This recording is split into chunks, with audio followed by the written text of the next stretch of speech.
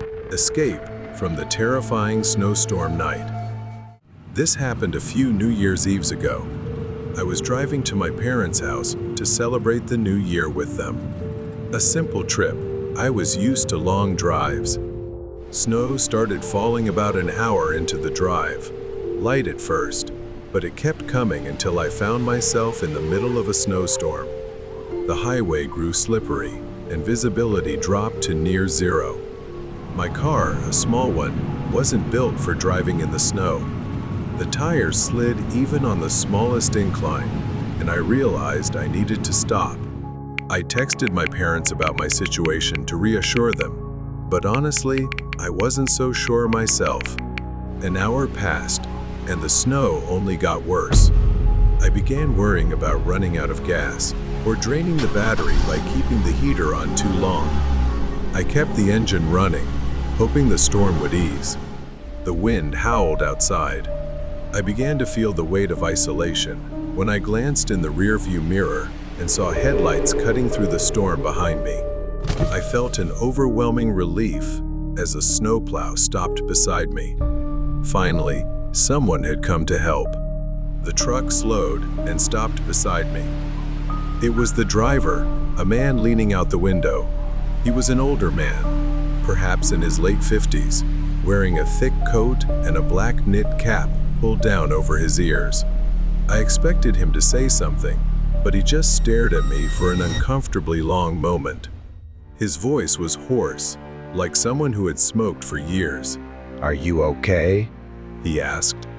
I told him I didn't think my car could handle the conditions, and he said to get in, that he'd take me somewhere safe. He got out of the truck. I hesitated. I didn't know this man, and he seemed a little strange, but he appeared sincere. The storm was relentless, and staying wasn't an option. "All right," I replied, then asked if he could take me to my destination. He didn't answer right away, his eyes darting quickly behind my car, as if looking for something.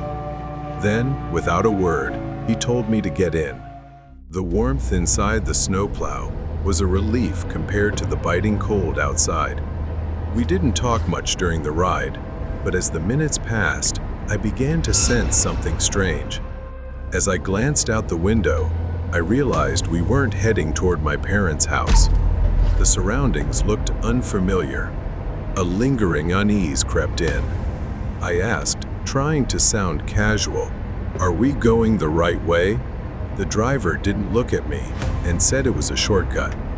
At least GPS showed we were going the right way, so I figured I was just being paranoid. I glanced around the truck. Everything was a mess. Empty whiskey bottles and torn maps stuffed into the side compartments. My eyes stopped at something wedged between the seats. A knife, half hidden under the chair. Suddenly, I saw a small house ahead, the only house I'd seen after a long stretch of emptiness. I knew I had to act before something bad happened. A sense of foreboding washed over me. I waited until we got closer, took a deep breath, grabbed the door handle, and kicked the door open as hard as I could. I flung the door wide and ran into the snowstorm. The blizzard made visibility almost zero. The thick snow slowed my steps, but I pressed on toward the faint light of the wooden house. Behind me, I could hear him shouting, but I didn't stop. The snowplow driver didn't give up. He rummaged through the glove compartment and pulled out a handgun, yelling, "Get back here! You're not going anywhere!" As I neared the house's door, he fired the gun. I thought I'd used up all my luck when the bullet grazed my shoulder, leaving a painful wound. Staggering, I banged on the wooden door, shouting for help. A man appeared with a shotgun in hand. Before I could explain, he seemed to understand and quickly pulled me inside, slamming the door shut. He stayed outside, shouting, his eyes wild and unrelenting. He fired the gun again, the bullet shattering a large piece of the window.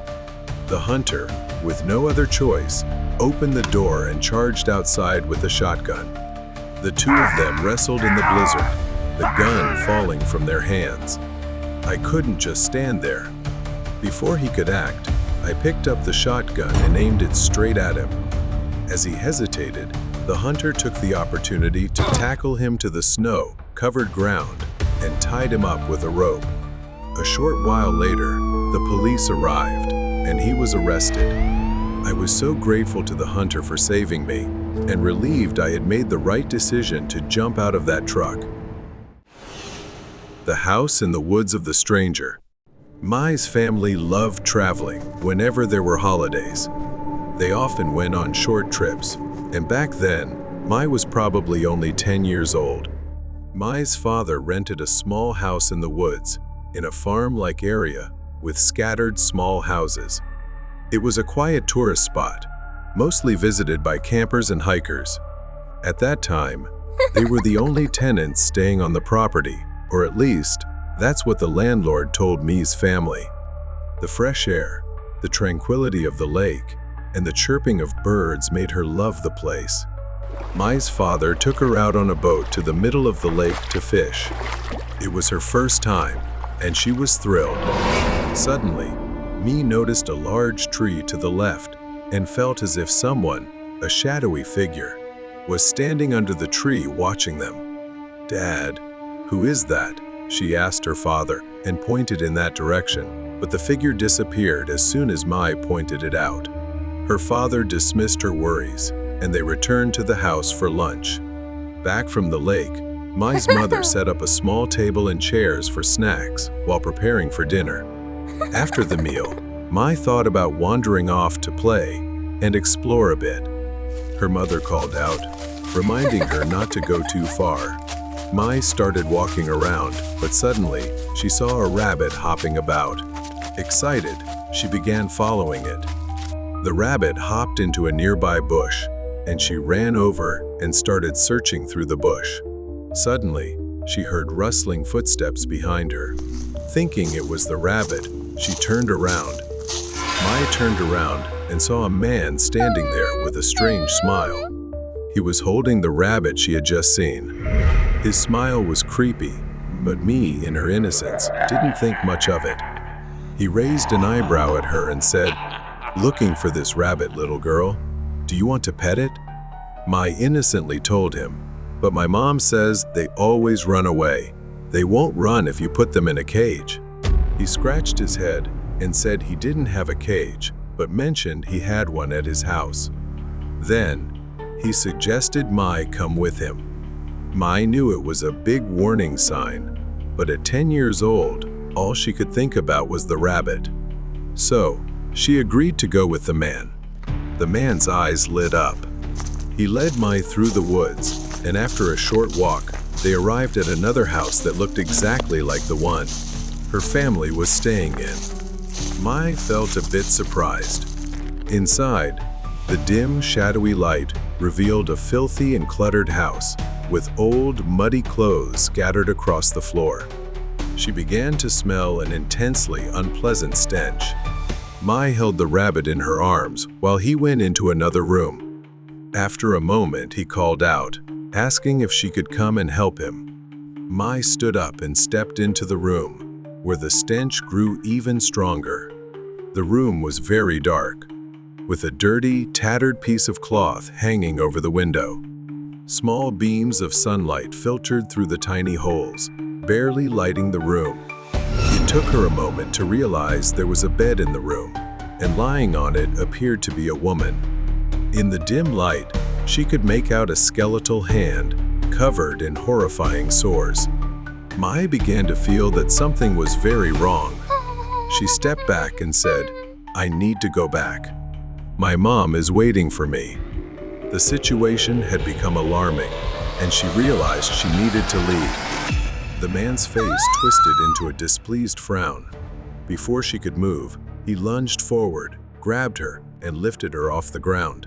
He muttered something strange. "Touch this little one, darling. It might cure your illness."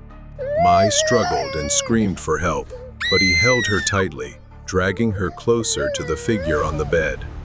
The stench grew more overwhelming. Just as he was about to force her closer to the woman, Mai kicked him in the face and grabbed the curtain. pulling it down. He fell to the floor, clutching his bleeding nose.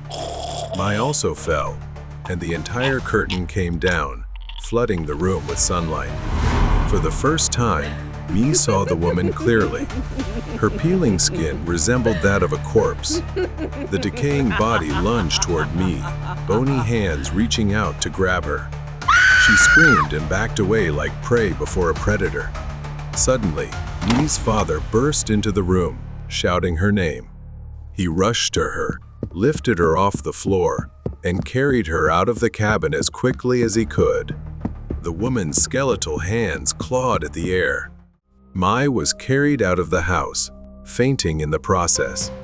The story that unfolded afterward shocked everyone. The man and the woman were escaped criminals who had fled into the woods to hide. The woman was severely infected due to poisoning. She claimed to know magic, and they believed that using an innocent child could heal her, transferring her illness to another body. When medics took the woman to the hospital, she died within a week. The man was arrested for attempted kidnapping and returned to prison, where he faced additional charges. Mai still cannot shake the image of that sickly woman crawling toward her. She no longer wants to travel to the woods or stay in cabins. Thankfully, her father arrived just in time. The ride on the strange road. I live a straightforward life, and I'm certain that what I saw and heard on New Year's Eve last year wasn't a hallucination or anything like that. It was 100% real. A friend of mine, Darren, had his family host a New Year's Eve party at their house, where all the family's friends were invited. It was in one of those affluent neighborhoods and could only be accessed via rural roads. There were no other houses along the turn, except for a hastily built, solitary house that seemed abandoned for years, occasionally with flickering lights visible. After a few minutes of driving, I saw something ahead among the trees. As I got closer, I could see it was the figure of a person standing alone by the roadside. A woman, clearly dressed in a white dress, was standing completely still, looking out of place in the cold winter weather.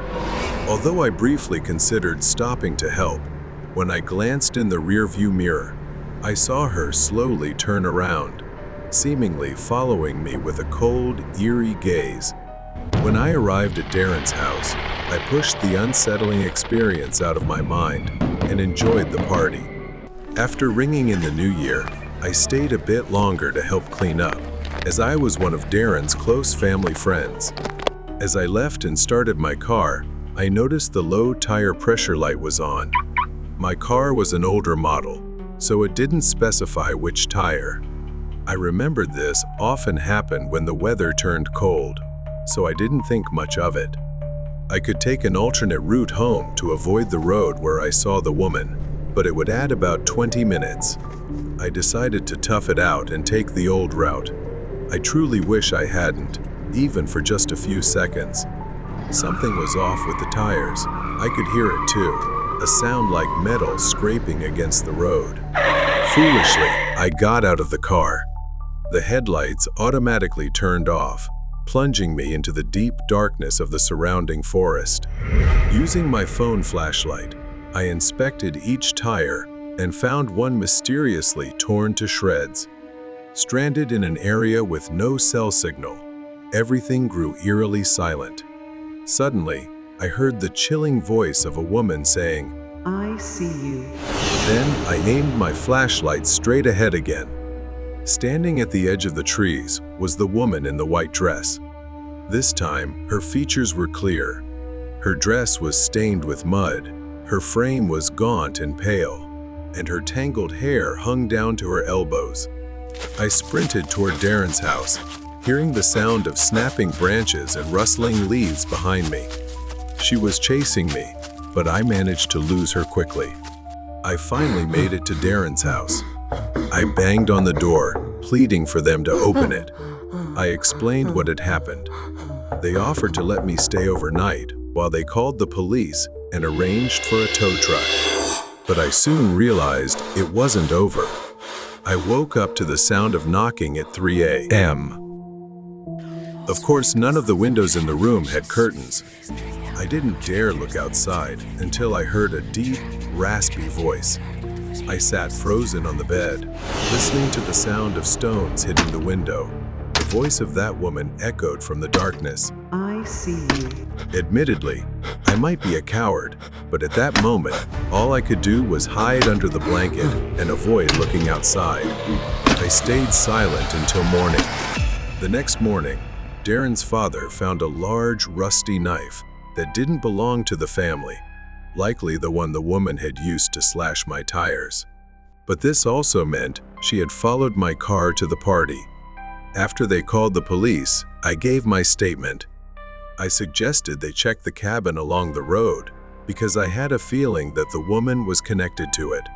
Eventually, they investigated and updated me, saying they didn't find anyone living there, but there were many dried animal carcasses scattered throughout the surrounding forest. The woman I saw was never found, which of course raises many questions. But the most terrifying thing to me is how she was able to track me so quickly. I started this year's journey determined not to let fear dictate my actions. The events of last New Year's Eve haunted me every day, but I was tired of running from the darkness. I convinced myself that she was merely a ghost, and the other events were just eerily perfect coincidences. But this time, I decided to take a detour, a different route to Darren's party, and it was much farther than the one I had taken before. Something felt off. The GPS signal cut out midway, and the road I was on seemed unfamiliar. I wasn't too familiar with the area, so I followed the path I remembered most vividly. And then, as if by fate, the winding road curved, and I found myself facing it. That house by the roadside, it still bore the taped-off markings from when the police had been there. I parked the car, engine still running, and sat for a moment, staring at it. A chill ran down my spine, but I slowly stepped out of the car. Gathering all my courage, I stepped onto the porch. The wooden steps creaked under my weight. I knocked once. Nothing. Then I slowly pushed the door open. The wooden house looked even more dilapidated, with parts of the roof sagging, rotting beams, rickety furniture, a few broken chairs, and a fireplace stuffed with what looked like bones. I stepped closer, and that's when I heard it, almost like a whisper, unmistakable. Come closer. It sent shivers down my spine. Then, I turned on my phone's flashlight. Another horrifying sight revealed itself before me. I saw the walls. They were covered in crude drawings, scratched into the surface, as if by something sharp, along with claw marks that looked agonizing. Names were scrawled beneath each face. The horrifying part was seeing one that matched my own. When the light stopped at a wooden table in the middle of the room, I saw a sharp knife, a few jars filled with dark red liquid, and even animal teeth. I started to wonder, could someone have moved in here? Could it belong to a hunter? I didn't think these things had been here for long, as the police had said the house was completely empty when they searched it. You're braver than I thought. A voice emerged from the darkness. I spun around. She stood at the far end of the room, tall, pale, and gaunt. Her white dress was smeared with mud and streaks of red, her deranged eyes staring right at me. She lunged at me with terrifying speed. In her hand, she held a knife, and it was aimed straight at me. I instinctively grabbed the knife on the table nearby to defend myself. I swung it, but she dodged and shoved me to the ground. We struggled, our heavy breaths and screams echoing in the cramped space. She laughed maniacally, her nails clawing into my skin. Everything happened so fast, filled with panic. I fought back, using all my strength to shove her off. I reached for the knife that had fallen to the ground, grabbed it, and stabbed her in the shoulder. Her scream pierced the air. She screamed but didn't stop. Her eyes burned with madness, You won't escape, Drake. charging at me again. I grabbed a jar from the same table and smashed it over her head. This time, she staggered, visibly dazed, and slowly collapsed. Without hesitation, I ran out of there and barricaded the door with a wooden plank nearby, hoping it would hold her off for a while. I got into my car and immediately called the police. I didn't stop until I reached Darren's house, trembling and covered in blood. The police arrived shortly after my call. They didn't find her in the house, but this time she couldn't escape. The trail of blood from her wounds led into the forest. In their report, they said she was a deranged individual who had been stalking people traveling this deserted route, including me. She had set up horrifying traps to play with me. It turned out that all along, I had mistaken her for a ghost conjured by my paranoia or something far more sinister that I couldn't comprehend. The madness of the masked man.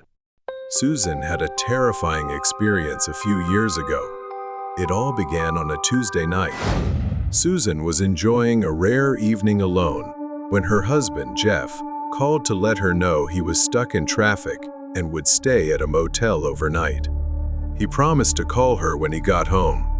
Susan sighed and returned to her book. She wasn't afraid of being alone at night as she was used to it, but as time passed, she began feeling increasingly bored and restless. She had completed all the chores and errands, leaving her with nothing else to do but sit in the room. Susan decided to take a long, hot bath to relax that evening. The past few weeks had been stressful, and she looked forward to a moment of peace and quiet to wash away the tension. Suddenly, there was a faint knocking sound from downstairs. It was weak, like a distant noise. She frowned, uncertain. Maybe it was nothing, but the uncertainty gnawed at her. She stepped out of the bathroom and descended the stairs, feeling the hairs on the back of her neck stand up. The living room appeared calm, but something felt off. Then she felt a draft. The cold night air blew in through the window. Susan froze, hurrying to close it, but before she could, a shadow appeared on the other side. A man wearing a mask and a black hoodie stared directly at her, his hands on his hips, as if daring her to approach. Come outside, Susan. Panicking, she slammed the window shut, locked it tightly, and ran to escape. Seconds later, the sound of shattering glass echoed through the house. He had broken the window to get inside. The man, wielding a knife, stepped through the window, his mask still on, and hoodie pulled tight. His movements were slow and deliberate, like a predator toying with its prey. Susan frantically locked the living room door and rushed upstairs to the second floor. He was right behind her, chasing leisurely. Don't run like that, girl. I'll catch you soon enough. Susan stumbled through the hallway, entering the master bedroom. Her breathing was shallow as she strained to hear any sound from downstairs. Susan stepped into a small, rarely used room on the second floor. But one thing she was certain of, he wouldn't find it. It was a hidden space in the attic, known only to her and her husband.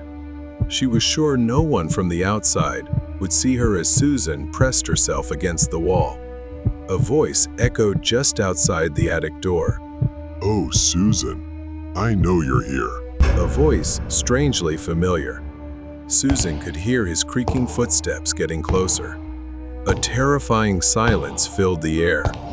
In a flash, he appeared right in front of her. The mask had now slipped slightly. Her body turned cold as she suddenly recognized the familiar eyes staring back at her. Susan whispered, Jeff? She backed away in fear. The man smiled, gripping the knife tightly. Don't worry, Susan. I'm doing this for us. Perhaps from excitement, the mask slid partially off his face, and what she saw made the realization even more horrifying. It was Susan's husband, standing right in front of her. His knife rose as he laughed. What are you doing, Jeff? What's wrong with you? He only laughed louder and stepped forward, shoving Susan against the wall. His eyes were something she had never seen before, the eyes of a true madman. At that moment, she knew Jeff had completely lost control. Don't worry, Susan. I'm doing this for us, He said, pulling a syringe out of his pocket while holding the knife in his other hand. He gripped Susan's hand and held the syringe, slowly and mockingly bringing it toward her neck. It'll be gentle, my love. Susan screamed in terror and kicked him in the shin, causing him to stumble and shatter the syringe. She fled from the attic, but he quickly chased after her, shouting angrily. As he raised the knife above her, a loud noise erupted. Susan turned to see he had tripped down the stairs. Susan didn't stop running until she reached the neighbor's house and called the police. Her husband, Jeff, was finally apprehended and committed to a psychiatric hospital. Doctors diagnosed him with severe delusions and paranoia, which had driven him to aggression and irrationality. Since then, Susan has been almost constantly afraid of being alone at night. Her fear is so overwhelming that she now suffers from agoraphobia and panic attacks whenever she's alone at home. At times, she needs medication to calm herself. The kidnapper's scary plan.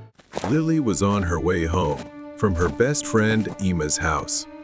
Emma's house was on a hill, and despite Emma urging Lily to stay over, she decided to head home. It was only 7:30 p.m., and she decided to take the bus.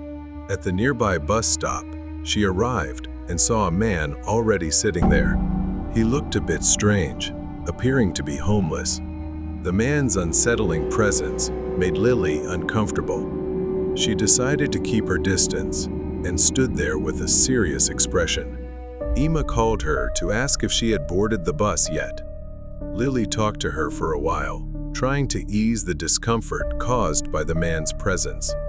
Despite trying to ignore him, Lily couldn't shake the feeling that the man was watching her. Every 5 to 10 seconds, he would take out his phone and appear busy texting. After ending the call, Lily glanced at her phone. It was 7:45 p.m., and her battery was down to 10%. She sighed, annoyed that she hadn't charged it earlier. She stared at the long, empty highway, but there was no sign of the bus. She felt uneasy being alone with the strange man. Then the man stood up from his seat and started walking toward Lily. She looked away, trying to focus on her phone screen as he approached her. Hey, got a lighter? Without looking up, Lily curtly replied. I don't smoke. She could hear him moving behind her, but didn't dare to turn around. A moment later, she turned around, and he was standing right in front of her. His eyes stared at her vacantly, and his smile was eerie, grotesque. Are you sure? All girls pretend they don't like attention, but they all love it. Leave me alone. She yelled loudly, threatening that if he didn't back off, she would scream and call the police, warning him that her friend's house was nearby and her friend's dad owned a gun. His smile vanished, and she thought she was safe. Then headlights appeared as a car pulled up, driven by an older woman who offered Lily a ride. Surprised but not hesitating, Lily seized the chance to escape the unsettling situation. She quickly got into the car without a second thought, leaving the man behind. As the car drove away, Lily saw the man smiling in the rearview mirror, and his expression sent chills down her spine. They drove off, and the woman smiled as Lily thanked her. But her friendly demeanor seemed odd when she turned to Lily and said, Women need to be careful these days. You never know when you'll walk into a trap. The woman drove slowly along the dark highway. After a while, they stopped at a deserted gas station parking lot. Lily watched the woman step out and shut the car door behind her. Lily wanted to call her parents to let them know, but she remembered her phone was dead. Just then, a ringtone sounded. and her eyes fell on a phone lying casually on the dashboard. She thought the woman must have forgotten it. She cautiously reached out to grab it. The phone unlocked without needing a password. At that moment, a wave of dread washed over her. The phone's wallpaper flashed on the screen, showing a picture of the woman standing next to a man. He was the same man Lily had seen at the bus stop. Somehow, they were connected. Panicked, she quickly grabbed the phone and slipped out of the car, but not fast enough. The woman returned, her kind expression gone, blocking the door. Where do you think you're going, girl? Lily stumbled, slipping through the driver's side door to get out. As she escaped, the woman circled around the back of the car, brandishing a knife to block her path. The woman lunged at her, and instinctively, Lily raised her arm to shield herself, causing the blade to slice painfully across her skin. Lily turned to run, but the woman grabbed her hair and yanked her back. Lily screamed, twisting and clawing at her hand. Blood dripped down her arm, her strength fading from the injury. But then, a surge of survival instinct kicked in. Lily stomped and kicked at the woman's shin, making her stumble and giving Lily a brief chance to escape. As Lily sprinted toward the road, headlights appeared in the distance. It was a truck. Desperate, she waved frantically, hoping they would stop. The truck slowed down as they saw her.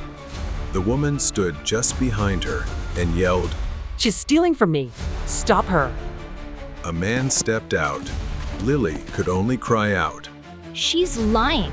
She tried to kidnap me. He hesitated, but the sight of Lily's bleeding arm seemed to convince him. She quickly got into his truck, and they headed to the police station. Luckily, she had evidence, her phone. It was a treasure trove of proof. They were kidnappers preying on women and children.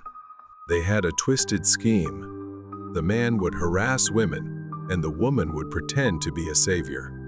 Once inside the car, the victim had no escape. Luckily, Lily avoided becoming their next victim. Months later, she still thought about that night. Since then, Lily had bought a car and vowed never to take public transportation alone at night again. The Bloody Delivery. A quiet, secluded suburban neighborhood with winding streets and houses far apart. My name is Nick, and I'm just a pizza delivery guy trying to make a living. Tonight is cold and rainy, the kind of night where windshield wipers have to work overtime. I've been driving these streets for months now, delivering pizzas to people who barely acknowledge me. It's just a job, nothing special. But tonight, I stopped at the same old house. The house that always orders pizza at the strangest hours. It's so remote and isolated. It feels like it belongs to another universe. I've been here so many times I've lost count, but there's always been something off about it. I parked in front of the isolated house at the edge of town, stopping at the end of the gravel driveway, headlights illuminating the crumbling porch. The house looked like it hadn't been cared for in years. Overgrown grass, dusty windows, darkened by old curtains swaying in the wind. I took a deep breath, grabbed the pizza box, and stepped up to the front door, knocking on the heavy wooden frame that echoed loudly. For a moment, nothing. Then, the door creaked open. A woman stood there, her faint smile barely lighting up her pale face, illuminated by dim light from inside. Yet her eyes were distant, unfocused, shadowed. "Here's your pizza," I said cheerfully, trying to shake off the unease creeping up my spine. She reached out for the pizza box, her hand extending. But something about her hand caught my eye. As I handed it to her, I noticed bruises, dark, swollen marks on her pale skin, as if they'd been there for days. I froze for a second, standing there, unsure if I should say something, but decided against it. I quickly withdrew my hand and forced a smile. "Thanks," she mumbled, almost robotic, before pulling the pizza box inside and shutting the door. I got back in my car and sat for a moment, thinking. The rain kept pouring, and the world outside felt heavy. I couldn't shake the image of her trembling hand as she took the pizza box from me. But I drove away, trying to push it out of my mind. It was just a strange coincidence, I told myself. Weeks passed. Same routine. I delivered pizza to the same house every few days. I started to feel uneasy, my curiosity growing. One evening, after handing her the pizza, I hesitated and asked, "Excuse me? May I ask something?" But the woman only smiled faintly, shook her head, and closed the door, leaving me unsettled. Each time, the bruises and scratches on her hands seemed worse, this time even on her face, as if they had just healed and then reappeared. My instincts told me something was very wrong. Tonight, there was no regular order, but then I noticed something strange, a note hastily written in black ink taped to the door. It read, "Deliver to the back door. Knock 3 times, hard." I followed the instructions. This time, it wasn't her but a man. He stood there, bloodshot eyes, clearly intoxicated, his breath reeking of alcohol. He didn't say a word, just glared at me. I instinctively stepped back, trying to keep calm. He reached for the pizza box, snatched it from my hands, stepped inside and slammed the door shut. I left quickly. One evening, I drove past the house again, not to deliver this time, just passing by after my shift. My curiosity got the better of me, and I glanced at the house. In the second-floor window, a figure appeared behind the curtain, flashing a light 3 times, repeatedly, over and over. But then, I saw the shadow of a man behind her, raising his hand as if ready to strike. I froze for a moment. I sat in my car, unable to take my eyes off the house. Something inside me told me I needed to go back. I didn't know what would happen next, but I couldn't ignore it. She needed help. After some thought, I returned to the house, planning to make up an excuse, saying it was a promotional gift for loyal customers. I felt I needed to see the woman again to make sure she was okay. The woman opened the door to pay, her eyes darting down to her hand as if she was deciding whether to say something. I followed her gaze. Then, her hand slowly moved down in an unusual way. She folded her thumb into her palm, then folded all her fingers down. At first, I didn't understand, but then I remembered learning about warning signals. It was the SOS hand signal for help. Before I could react or ask her what was happening, the man appeared behind her and shoved her back. He was still drunk, stumbling toward me with a dark, menacing expression. This time, his face had a fresh scratch, and his clothes were smeared with something unidentifiable, speckled with tiny dark spots. The man looked disoriented, his bloodshot eyes moving sluggishly. He mumbled something incoherent and slammed the door shut. At that moment, I froze in hesitation, unsure if this was my responsibility and whether I was putting myself in danger. Just as I was about to leave, the woman screamed from inside the house. "Help! Please!" Her voice was filled with fear. I dropped the pizza box, instincts kicking in, and rushed through the door without hesitation, quickly moving into the house. I knew a bit about self-defense. I had trained in martial arts for situations like this. As I stepped inside, a scene of chaos unfolded. It was horrifying. She was pinned to the floor, struggling under the man's weight, her face wet with tears, and her hands partially bound.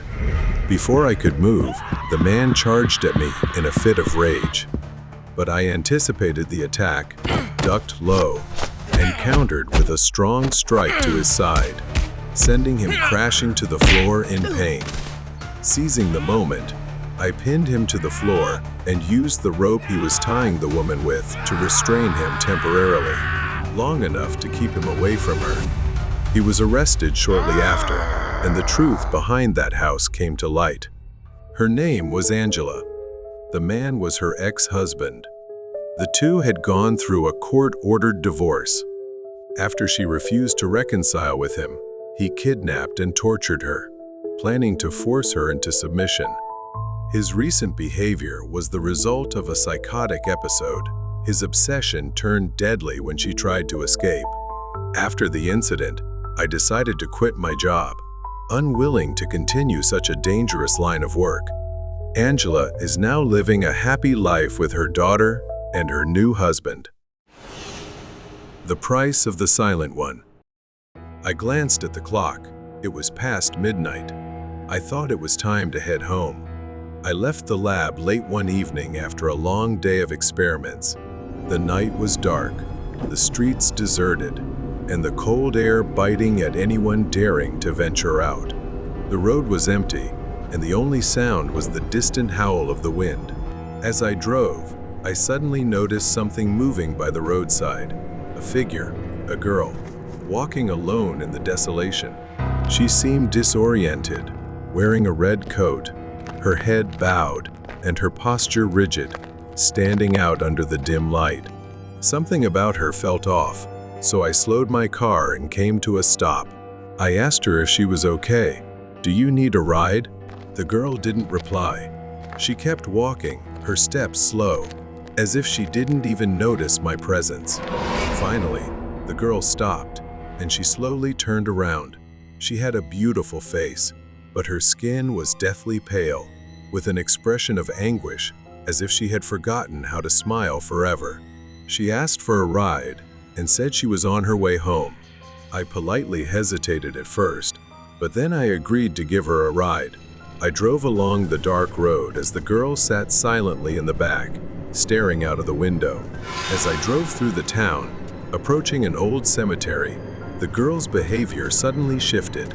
She began to grow increasingly agitated. Suddenly, she started clawing at the car window with her nails, screaming hysterically as if she were desperate to escape. She shouted, "Let me out! Let me out!" Panicked and unsure what was happening, I scrambled to unlock the door. She flung the car door open and bolted towards the cemetery. Her speed was unnatural, almost too fast, disappearing into the night. I got out of the car, calling after her, but she was gone, leaving me standing alone in the eerie silence of the darkness. Confused, I drove away, chalking the incident up as nothing more than a strange encounter. A few nights later, I drove home along the same route, but every night, something strange and puzzling happened. I encountered her again, asking for a ride. Each time as we neared the cemetery, she would scream, louder than before, and run into the darkness. It was like a looped tape, ending in terror every single time. My curiosity grew, and I began to wonder if I was witnessing something from another world. After 4 consecutive nights of experiencing the same bizarre encounter, I couldn't ignore her strange, repetitive behavior anymore. I was haunted by thoughts of what might be happening at the cemetery, and the image of her running remained etched in my mind. The next day, I decided to visit the cemetery to investigate. I began noticing the old, weathered gravestones, a strange sensation settling over me as I surveyed the area. After some searching, I stumbled upon a gravestone bearing the name Lydia Ward. What shocked me even more was the image on the grave. It was the girl who had asked for a ride. I was frozen in disbelief. Her date of death was engraved as 7 years ago. A chill ran down my spine as I read the words "killed" in a ritual. My mind began to spiral as the name and face felt eerily familiar. I couldn't shake the memory of another girl named Lydia. She had been killed in a satanic ritual. I realized that I might have been the one who witnessed her death all those years ago. When I was a student, I had taken part in a challenge to prove that demons weren't real and thought I was the only one at the cemetery. But suddenly, I was startled by the sound of a girl screaming.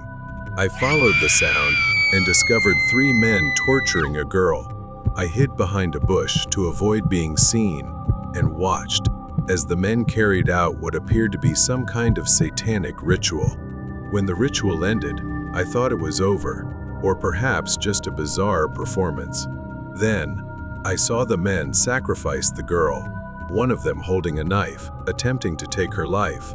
I couldn't think of anything. I was terrified and quietly ran away. I acted like a coward, staying silent to avoid getting myself into trouble. My thoughts are now clouded by guilt and confusion. I was one of the last people to see Lydia alive. I feel responsible for not doing more, for not intervening when I saw her that day. I spent the next few days researching Lydia's death. I dug through old police records, spoke to former classmates, and visited the university archives. I discovered that Lydia's death was a tragic and mysterious event. Some students at the school had joined a cult-like group that conducted rituals in the cemetery, and Lydia was their victim. Although the police investigated, no one was convicted. My guilt grew as I realized that I had been there that day but was too afraid to intervene. Perhaps that's why her spirit has come to me. As I dug deeper into everything, I began experiencing strange occurrences. I constantly heard whispers in my home, and at night, Lydia appeared every night, standing at the foot of my bed with her sunken, sorrowful eyes, her mouth whispering softly. My room always felt cold, the air thick and heavy, as if her grief was pressing down on me. I began to wonder if Lydia's spirit was trying to tell me something. Perhaps her murder was tied to a larger conspiracy, and only I could uncover the truth. I returned to the cemetery. I felt her presence guiding me, leading me to a hidden spot behind an old mausoleum. I discovered numerous symbols etched onto the old stone walls and trees surrounding the cemetery. They resembled symbols used in ancient satanic rituals. My hands trembled as I took photos. The cult had used this place. Lydia had died here, sacrificed to summon whatever they worshipped. Piecing together everything I knew, I realized that Lydia's death was only part of a larger ritual that was taking place. The cult had used the lives of innocent people to summon dark forces, and Lydia was the final sacrifice. Overwhelmed by the truth, I knew I couldn't let this mystery remain hidden and unanswered any longer. I finally gathered enough evidence, photos, documents, symbols, to bring to the police and share what I had hidden and discovered. I knew that my actions were the only way to free her soul. The police finally launched a comprehensive investigation into the cult's activities, arresting several former students and members who had participated in the rituals. In the end, justice was served for Lydia, and her soul could finally rest after 7 years of torment. In the final moments, I visited Lydia's grave once more. This time, as I stood before her grave, I felt a sense of peace wash over me. By uncovering the truth, I had redeemed myself, and now I could let go of the guilt that had haunted me for so long. As Rick turned to leave, he glanced back and saw a figure standing in the distance, Lydia's red coat billowing in the wind. He smiled softly, knowing she was no longer trapped, but finally free. The mystery of the dolls. Her name is Mari. She was on her way to Manor Street, covered in thick fog. Siri's voice alerted, "You have arrived at your destination." The silhouette of the mansion slowly emerged from the fog. Perched on a hill, surrounded by strange 18th century architecture, it looked like something from a nightmare, making her uneasy. She parked her car a block away and walked the rest of the way. The Coopers were an old, wealthy family, and tonight, she was babysitting their 10-year-old daughter. Mrs. Cooper had explained over the phone that their regular babysitter had an emergency, and they were willing to pay her triple her usual rate. The offer was too generous to refuse.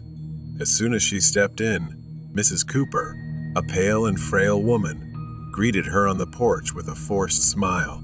She told her, "Bridget is upstairs." I've left instructions on the table. Please, don't bother her too much." Mrs. Cooper kept glancing around, as if there was something she couldn't tell Mari. Mari walked down the dark, seemingly endless hallway. She followed the instructions left for her, leading to the room at the end of the corridor. When she entered, she saw Bridget sitting in the middle of the room. Her large black eyes seemed too old for her face. She was clutching a porcelain doll, its face eerily lifelike. She greeted Bridget, but Bridget remained silent, her eyes fixed on the doll. The room was filled with dolls, porcelain faces, shiny hair, all meticulously arranged around the room. Mari shuddered at how real their hair looked. She tried to engage Bridget with stories and games, but the girl remained eerily silent. Hours passed in strange silence until finally, around 10 p.m., Bridget said she was sleepy. Mari led Bridget to the bedroom, and that's when she noticed something was wrong. The girl began moving toward the dolls, saying, "They are my slaves." She could hardly believe her ears. She never expected something like that to come from a child. She knew she needed to keep a closer eye on the girl. By 2 a.m., she had dozed off on the couch. A sudden noise startled her awake. She groggily rubbed her eyes, trying to make sense of everything, when she realized someone was standing behind her. She thought it was Bridget. She couldn't believe her eyes. The girl's face was twisted, her features deformed, aging grotesquely. She clutched the doll tightly in her hands and muttered, "I like your eyes. I will have them." Fear gripped her as Bridget lunged at her with an unnatural strength for a child. She fell to the floor, the weight of Bridget's small body pinning her down. She screamed in vain as Bree's hands scratched her face.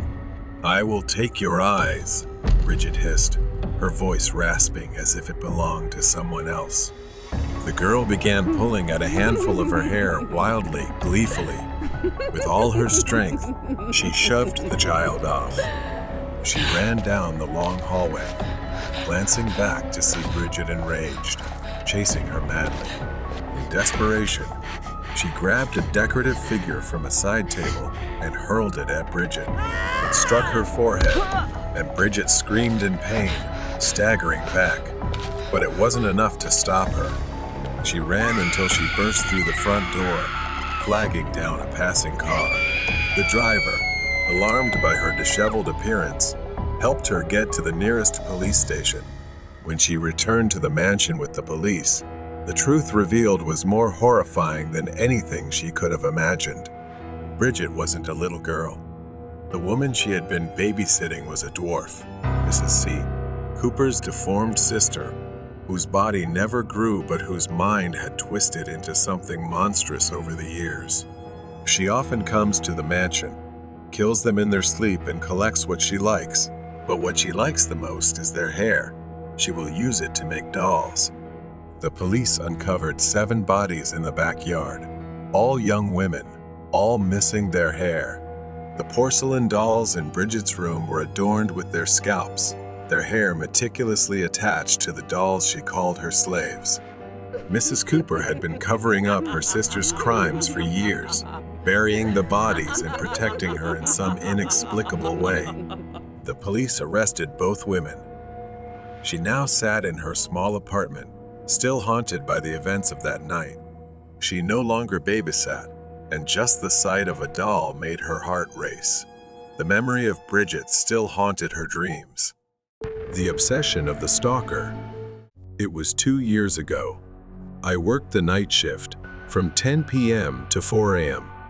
The store was located on a secluded road in a quiet rural area.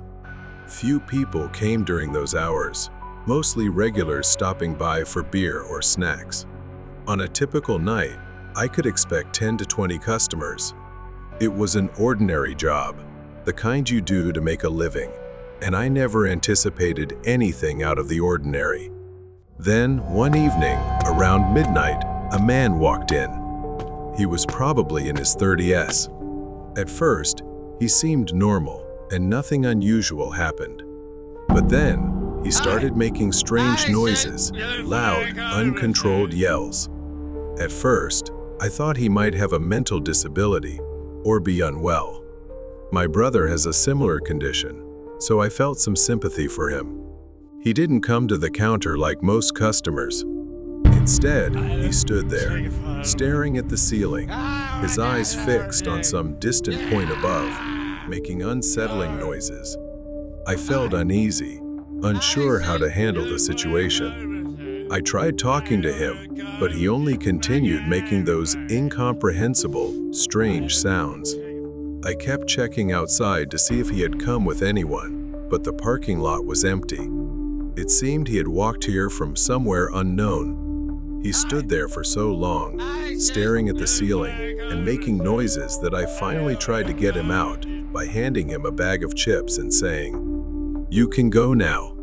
He didn't seem to care, lost in his own world. But then, suddenly he turned and walked out of the store.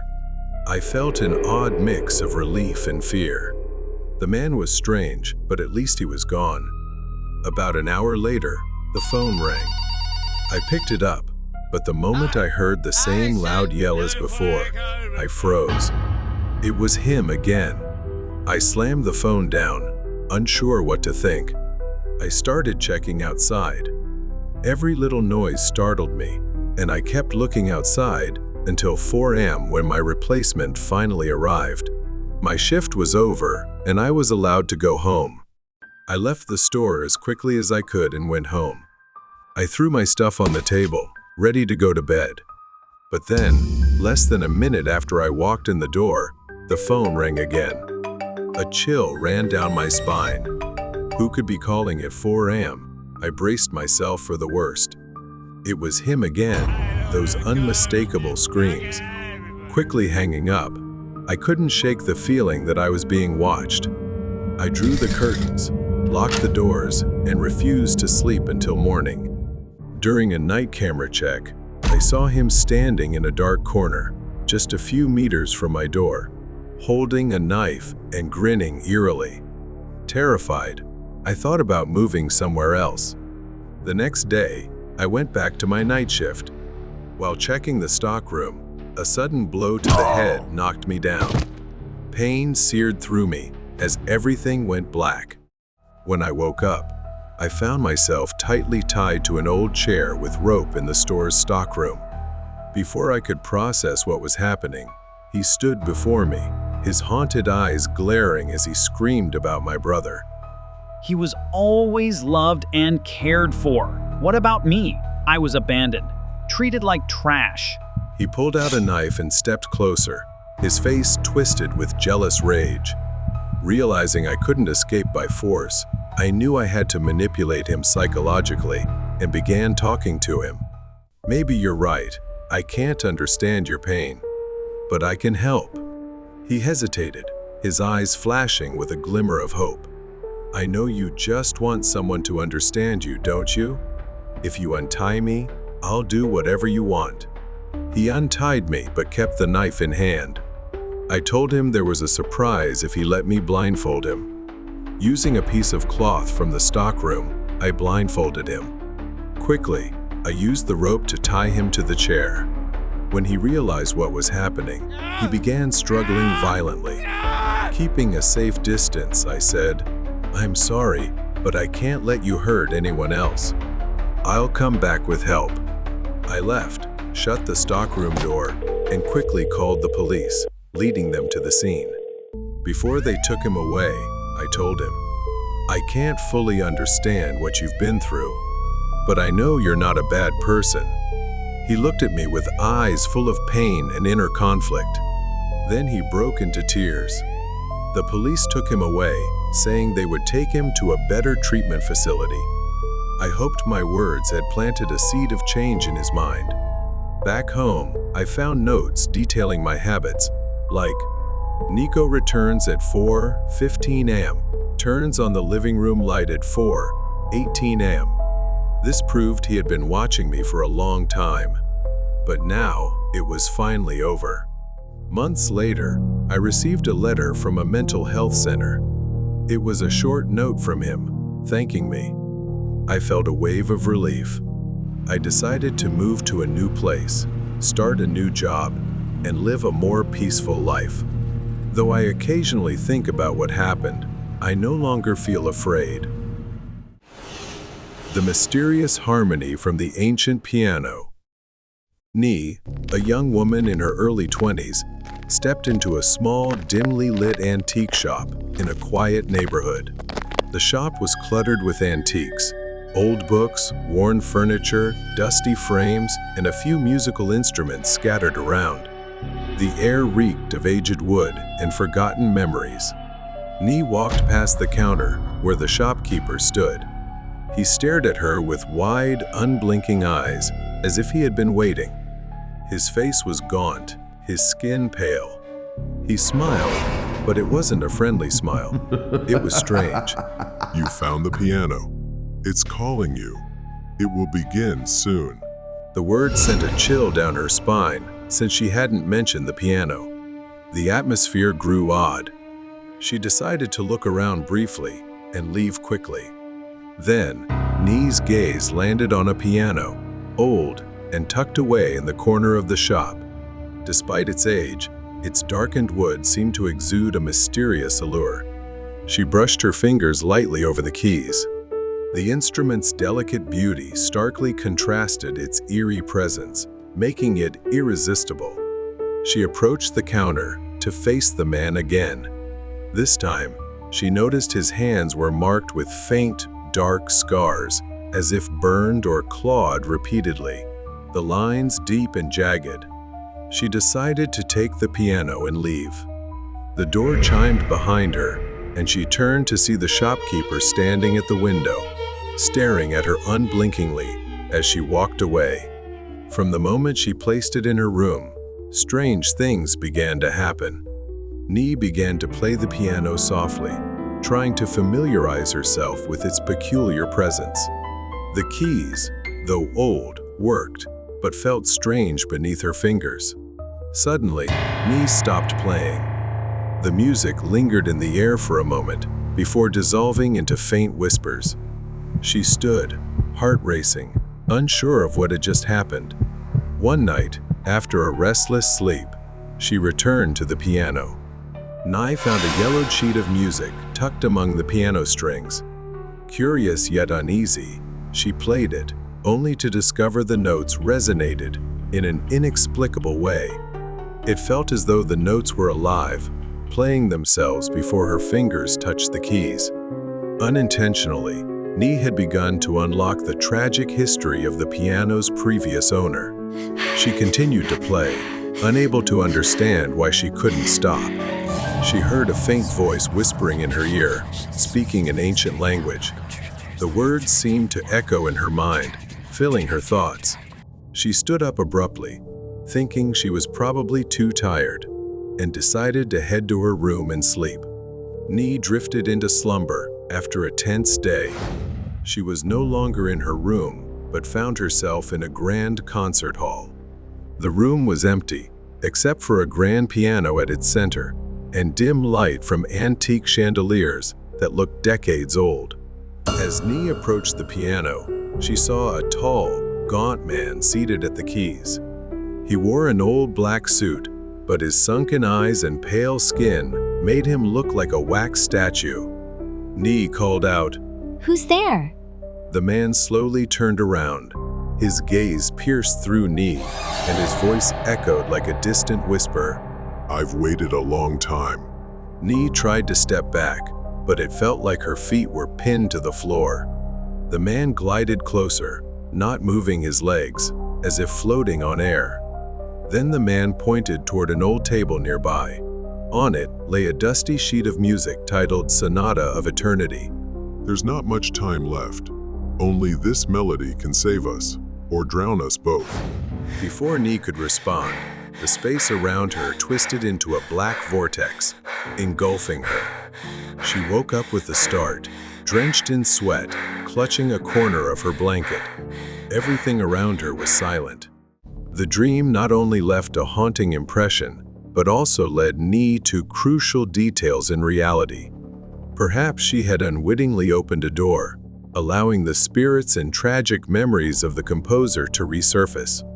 She could still recall the image of the man struggling amidst the shadows, his eyes filled with despair, as if begging her to uncover the truth. She stopped playing the piano. For days, she couldn't bring herself to touch the instrument. Night after night, Nye heard whispers growing louder and more persistent, making everything feel increasingly unbearable. Help me. Free me from the curse. These words seemed to come from the trapped soul of the composer, still bound to the piano through his music.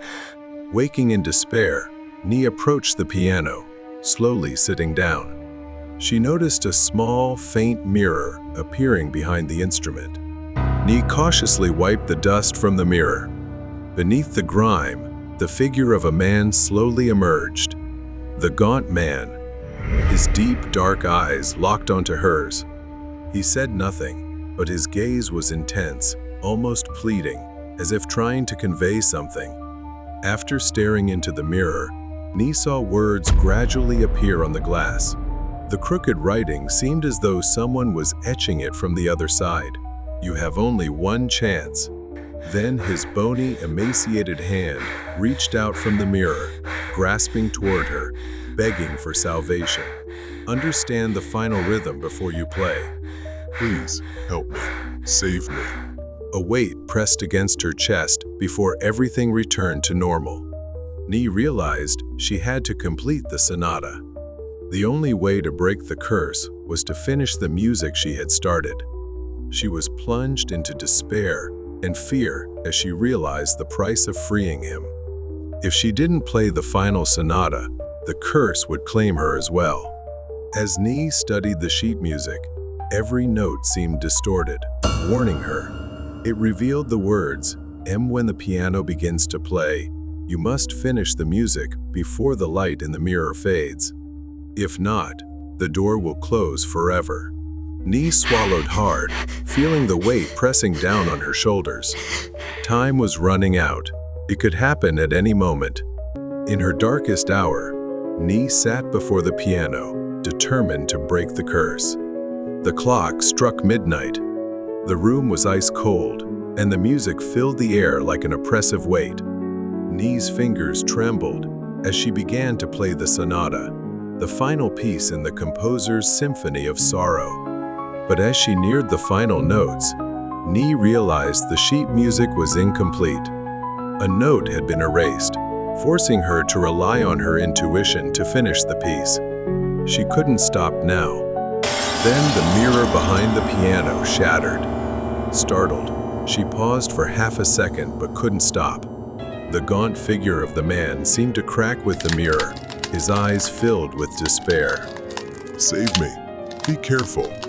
If you fail, you will take my place. He cried out, his voice laced with agony. Nye played the final note, placing all her faith in her intuition. In the last moment of the sonata, the piano emitted a piercing sound. A brilliant light burst from the mirror, and she felt the entire room being drawn into the vortex. The man's figure vanished, and the room suddenly fell silent.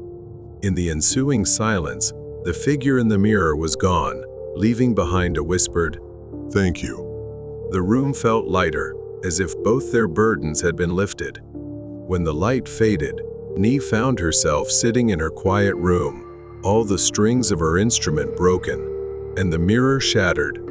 Exhausted, Nye collapsed on the piano. Perhaps everything was truly over, and fortunately, she had completed it.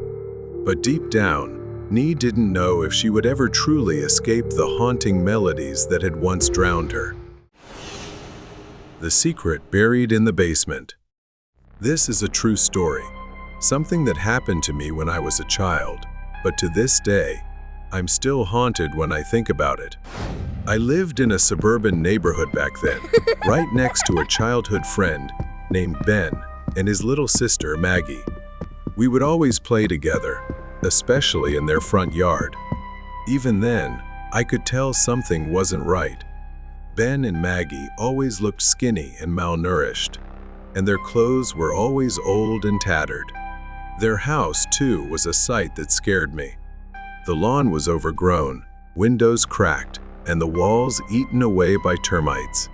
I always assumed it was because their mother had passed away years ago, and the house hadn't been cared for since. Speaking of their father, I was always terrified of seeing him. He was muscular, with horrible burn scars. It wasn't just his appearance. His voice was always angry, and he constantly yelled at them. One time, when we were playing in the front yard, he came home unexpectedly and scolded Ben for letting me onto their property. He grabbed me by the collar and threatened to give me a beating if he ever saw me near their house again. I panicked and cried the whole way home after that incident. After a while, I completely stopped seeing Maggie. She just disappeared. I feared that something terrible had happened to her. I overheard my parents talking about Ben's father. He was a veteran who had been dishonorably discharged after massacring a village full of innocent civilians. Another strange thing was that the body of his wife, Ben's mother, was never found. There were rumors that he had killed her too. Ben and I continued to play together, even though my parents warned me not to. One of his favorite games was hide and seek. Ben was a master at it. One day, while we were playing hide and seek in the yard, Ben suggested something crazy, playing hide and seek inside his house. I was hesitant, but honestly, a part of me had always been curious about what the inside of their house looked like. So, I agreed and went in. As I had expected, the place was a mess. Broken light bulbs, empty beer cans in every corner, and food stains on the walls. It looked more like a refuge camp than a house. Then I noticed something suspicious. The basement door was locked and chained shut. Ben told me I could hide anywhere, including the upstairs bedrooms, but I was never allowed to go into the basement, under any circumstances. I found the perfect hiding spot, an old, large wooden wardrobe. I slipped inside and shut the door. As I leaned back against the wall, it shifted. Losing my balance, I fell right through the cracked wall and tumbled into a dark place, what seemed like the basement. I stood up and tried to find my way out. The fear was overwhelming, and I couldn't stay calm. The stuffed animals mounted on the walls seemed to be staring at me. Then I heard crying coming from a chain door in the basement. I slowly moved closer and peeked through the crack in the door. I was shocked to see Maggie chained to a furnace. She had wounds all over her body and looked like she hadn't eaten in days. Before I could react, I heard the basement door open. Ben's father had returned and was coming down the stairs. I quickly hid behind a large shield. He spotted my footprints and immediately knew someone else was in the basement. He searched for me, coming within inches of my hiding spot before Ben came down the stairs, distracting him. He grabbed Ben by the collar and shouted angrily.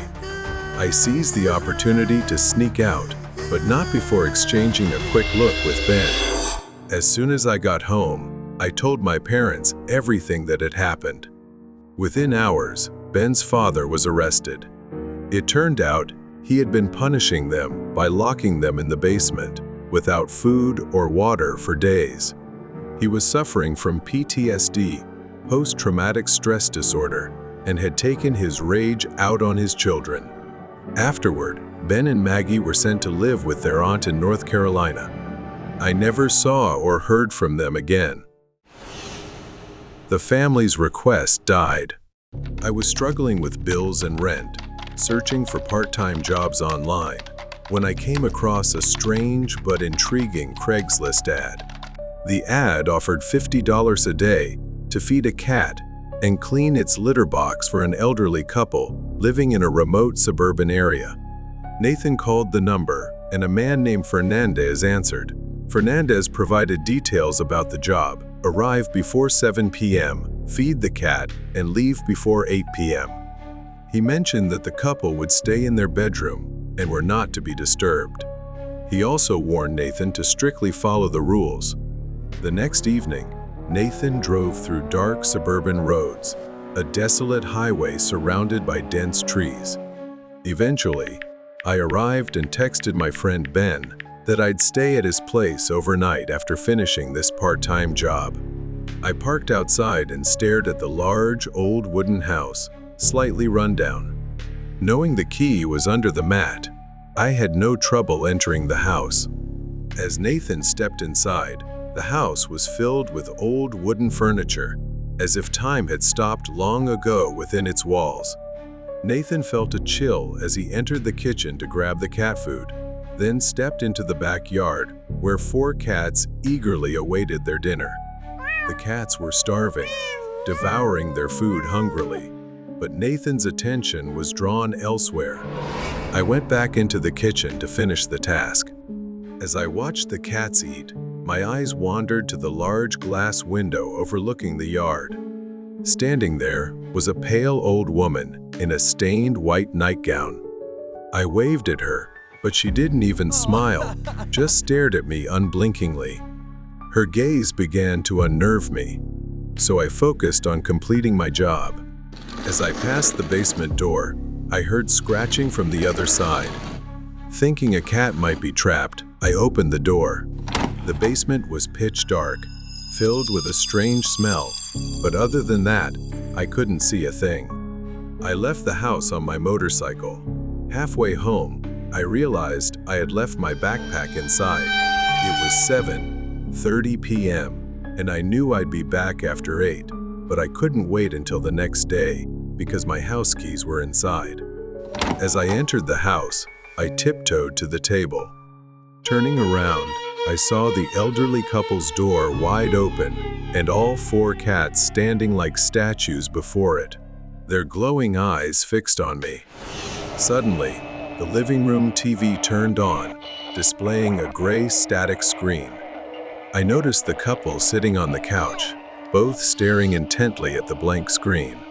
Thinking I had disturbed them, I apologized and said I'd leave immediately. Suddenly, the basement door swung open and slammed shut behind me, followed by the chilling scream of a woman.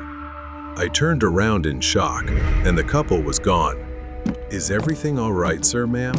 I turned on my phone flashlight, and with trembling steps, I descended into the basement as the scream echoed below. The basement was dark and decrepit. Just then, I felt someone breathe on my neck, followed by an eerie, chilling laugh. I spun around, screaming, frantically searching, but there was no one there. I started ascending the stairs toward the basement door above. The elderly couple now stood blocking my way. What I saw next would forever be etched into my memory. Suddenly, their heads twisted around, and their pale, blank eyes stared at me. I screamed in terror before blacking out. When I opened my eyes, Ben was sitting beside me. I frantically asked where I was and where the couple was. Ben, however, didn't understand what I was saying. He told me he had been trying to call me, but I hadn't picked up. He also mentioned that 3 bodies had been discovered in the basement of the house. He wasn't sure who I had been speaking with.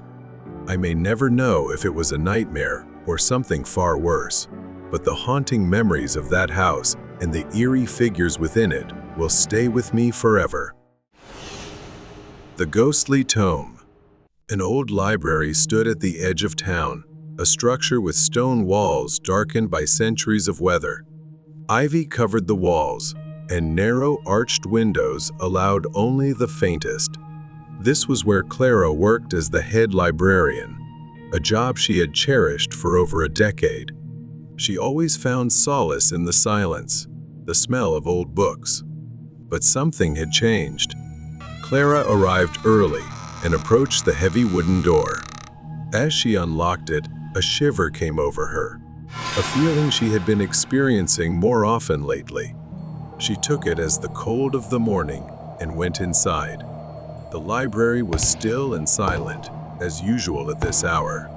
Clara moved through the familiar aisles, her footsteps echoing softly. She followed her routine, checking book returns and organizing new arrivals. The building's silence was comforting, yet today it felt oppressive, almost watchful. She made her way to the basement, where the rare and old books were stored. It was her favorite part of the library, but for some reason, they were often not taken out for reading. The basement was the coldest part of the library, and as Clara descended the creaky wooden stairs, she felt a growing sense of unease. The basement was dimly lit, the only light coming from a few flickering bulbs hanging from the ceiling. Shadows danced across the walls, and the musty smell of old paper was stronger here. She was searching for a book that a researcher had requested from her library. As she searched, she heard a faint rustling sound behind her. She quickly turned around, but saw nothing. She told herself it was just a rat. Clara continued her search. Finally, she found the book she was looking for, an old leather-bound tome with faded gold lettering. As she pulled it from the shelf, she felt a sudden, icy breeze brush past her. The lights flickered, and she heard the rustling again, louder this time, as if something was moving through the stacks. Clara's hands trembled as she clutched the book to her chest. She decided it was time to leave the basement. As she turned to go, she caught a glimpse of something out of the corner of her eye. A shadow, darker than the others, passed between the bookshelves. She stiffened, her breath caught in her throat. A shadow that had the vague shape of a human being. The shadow stopped, forming a vaguely human-like shape that seemed to be looking straight at her, its head tilted unnaturally to one side. She stumbled up the stairs, nearly dropping the book in her haste. Panic struck.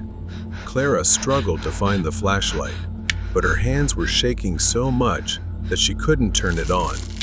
The rustling sound grew louder, closer, until she felt it right next to her. Clara felt something cold and wet touch her arm, and she screamed. At that moment, she dropped the book, revealing pages filled with strange, unfamiliar symbols. Reluctantly took the book back, feeling an inexplicable pull to take it with me. In the darkness, as she brought the book upstairs, Clara could feel its presence. It seemed to seep into her mind, filling her with fear. As she neared the basement door slammed shut behind her with a deafening noise. The library above seemed unchanged, still and silent, but the claustrophobic feeling remained. Back in the main lobby, Clara sat at her desk, a mysterious book in front of her. She placed the book on the table and took a breath, then stared at it with both fear and curiosity.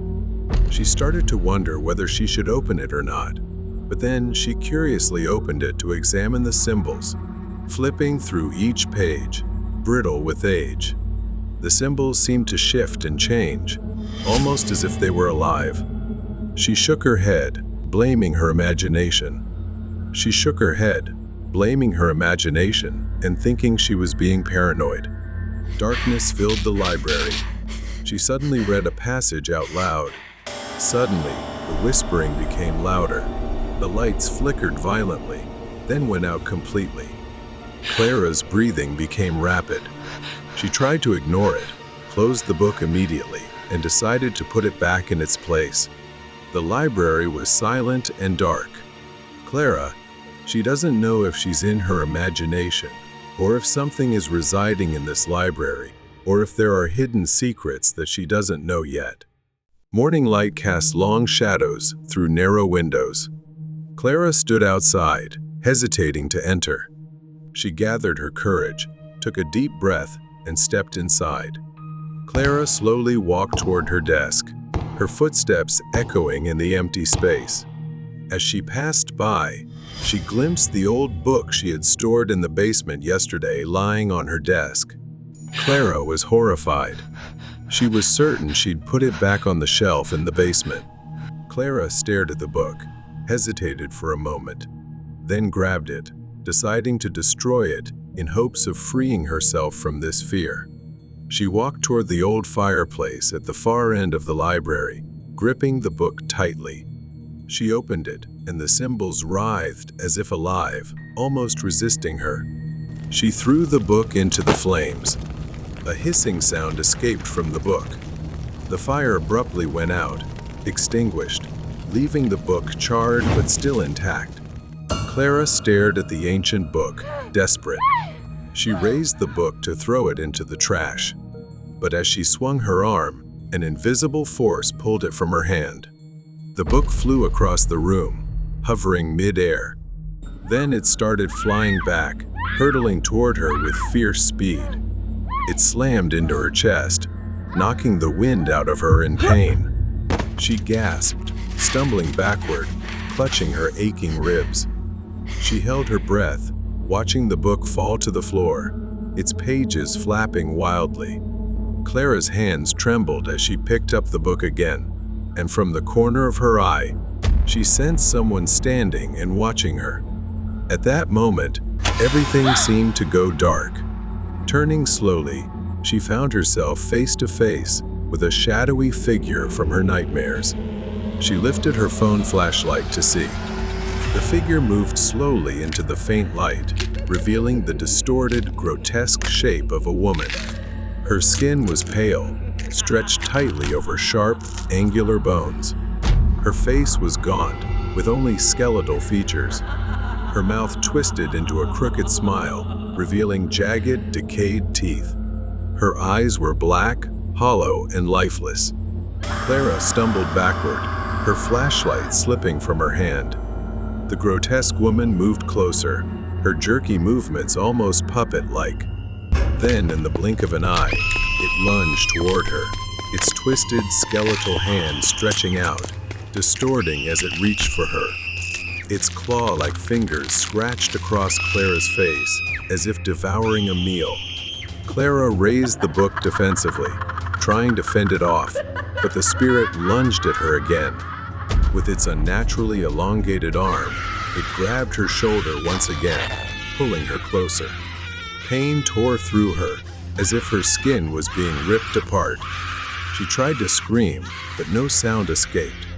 The woman's face came closer, her distorted smile stretching impossibly wide, revealing layers of rotting flesh inside her mouth. She stared into the ghost's endless, empty black eyes. The book slipped from her hand. The book's pages began to flip wildly, symbols blazing with dark energy, as if absorbing the terror flooding the room. In a final attempt to escape, Clara crawled backward, away from it, but it floated after her, laughing loudly, piercingly. Clara's vision dimmed as her strength drained away, her body paralyzed, her mind succumbing to the encroaching darkness.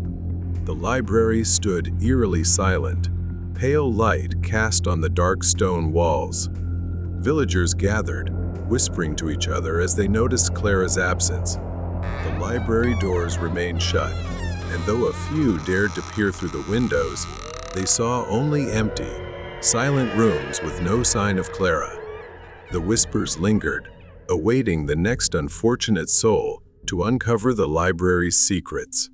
Run away from strangers. The grocery store sat in the middle of a vast, empty parking lot, bathed in the faint glow of streetlights. It was 2 a.m. The store was closed, and the eerie quiet surrounded it. The night was still, until a soft tapping on the glass echoed in the darkness. I was the night shift manager here. Usually, things were calm, and nothing happened. It was just me, stocking shelves during the quiet hours while the outside world slept. I had been working non-stop since my shift began at 10 p.m., trying to get everything done. My focus was broken when I heard the faint tapping. It was coming from the front of the store. I left my cart and headed toward the sound. Through the large glass windows, I saw him, a man. He was leaning against the glass, trying to peer inside. His clothes were tattered, his face expressionless, with a hollow, vacant look in his eyes. He saw me the moment I came into view. I approached the glass door. I asked him what he wanted. He demanded I open the door. His face was emotionless. No hint of a smile, just cold eyes staring at me. I told him the store was closed and that he couldn't be here. As I turned to walk away, a loud bang startled me. The man's fists were pounding on the glass, over and over, each strike louder and angrier than the last. My heart raced. This guy wasn't just a harmless drifter. I pulled out my phone, showing him I was ready to call the police. Only then did he back off, his eyes still locked on me, filled with rage. Slowly, he stepped back into the shadows of the parking lot. The tension in me eased slightly. He was gone. I put my phone away and tried to focus back on my work. 15 minutes passed. The tapping, the pounding, the man, all of it faded from my mind as I immersed myself in stocking the shelves. But then I heard it, the sound of metal breaking, like something being torn apart. I abandoned the stroller and ran forward, fear rising. My heart sank when I saw the glass door slightly open. The lock, the only thing that kept the door secure, was missing. Fear gripped me as I realized what this meant. I need to go to the office, call the police now. I turned to run for the office, but I froze in place. Standing not far from me, blocking my path, was the man. His expression hadn't changed, still cold, still lifeless, filled with rage. I don't think anything. I just run. I burst through the door, the man right behind me. Suddenly, a beat-up van screeched into view, speeding toward the front of the store. It swerved dangerously, nearly hitting me as it stopped, my heart pounding in my chest. I moved forward, running past the van, but then everything flipped upside down. A sharp pain suddenly exploded at the back of my head. My body lurched forward as I fell to the ground. I didn't even have time to process what had happened before the world started fading.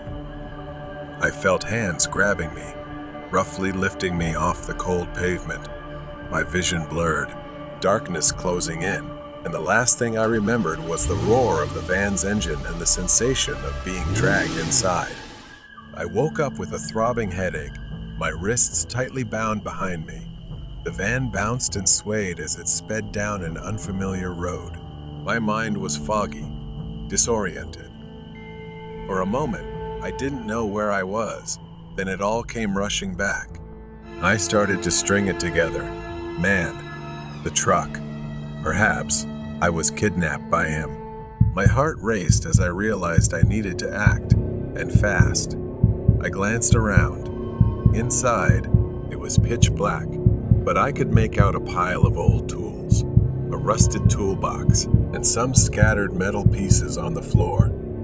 I twisted my wrists, testing the ropes. They were tight, but I could feel a slight give, just enough to give me hope. I could hear the driver muttering to himself up front. His voice was low, angry. This wasn't over. I took a deep breath, calming the panic rising inside me. I needed to think, and I needed to get out. I inched closer to the toolbox, my fingers searching for anything sharp. It was hard, but I found a small, jagged piece of rusted metal. I awkwardly twisted my hands, rubbing the metal against the ropes. My heart pounded with every noise the van made, every bump in the road that might expose me, each one painful enough to make me want to scream. Suddenly, I felt the ropes loosen. A few more scratches and they snapped. My wrists were free, but I couldn't move too quickly. I glanced toward the front seat, where I could see the back of the driver's head. He hadn't realized I was awake yet. I noticed the door latch wasn't locked. I needed a plan. The van slowed as it made a sharp turn onto a dirt road. This was the moment I'd been waiting for. Taking a deep breath, I yanked the back door open and jumped into the night. I hit the ground hard, pain shooting through my body as I tumbled over dirt and gravel.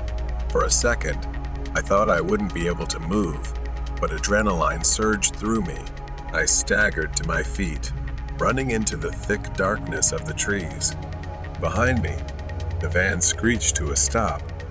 I heard the man shouting, his footsteps pounding as he chased after me, but I didn't look back. I just kept running, my heart hammering in my chest. The trees, the branches, scratched at my skin as I tore through the dense underbrush. My mind was foggy, teetering between fear and survival. I could hear the man crashing through the forest behind me, his breath heavy and furious. I couldn't let him catch me again. Ahead, I spotted a clearing and the faint glow of lights through the trees. A road. If I could get there fast, I'd be safe. I burst out of the woods and onto the road, waving my arms frantically as a car approached. The headlights blinded me, but I didn't care. I needed help. I ran into the middle of the road, screaming for them to stop. The car screeched to a halt, and I collapsed against the hood, gasping for breath. The driver jumped out, shouting something, but I was too exhausted to answer. All I could do was whisper, "Help me." The driver pulled out his phone, calling the police. I glanced back at the man. He stood at the edge of the woods, staring at me with cold, furious eyes. But he didn't come any closer. He knew it was over. The flashing lights of police cars lit up the dark road. Officers surrounded the van. The man already in handcuffs not far away. His face was cold, blank, disturbingly empty. I sat on the curb, still trembling, wrapped in a blanket the police had given me. The world felt strange, like a nightmare I couldn't wake from. But I was grateful, lucky to be alive. I was free. The police assured me that he'd be locked away, that he wouldn't hurt anyone else. But the thought still lingered in my mind. What if I hadn't escaped? What if I hadn't been fast enough? As the first light of dawn crept over the horizon, I stood by the car, watching the police take the man away. The fear was still there, clinging to the edges of my mind, but I knew I had survived. I had been lucky to survive the night shift. Scary night at the toy store.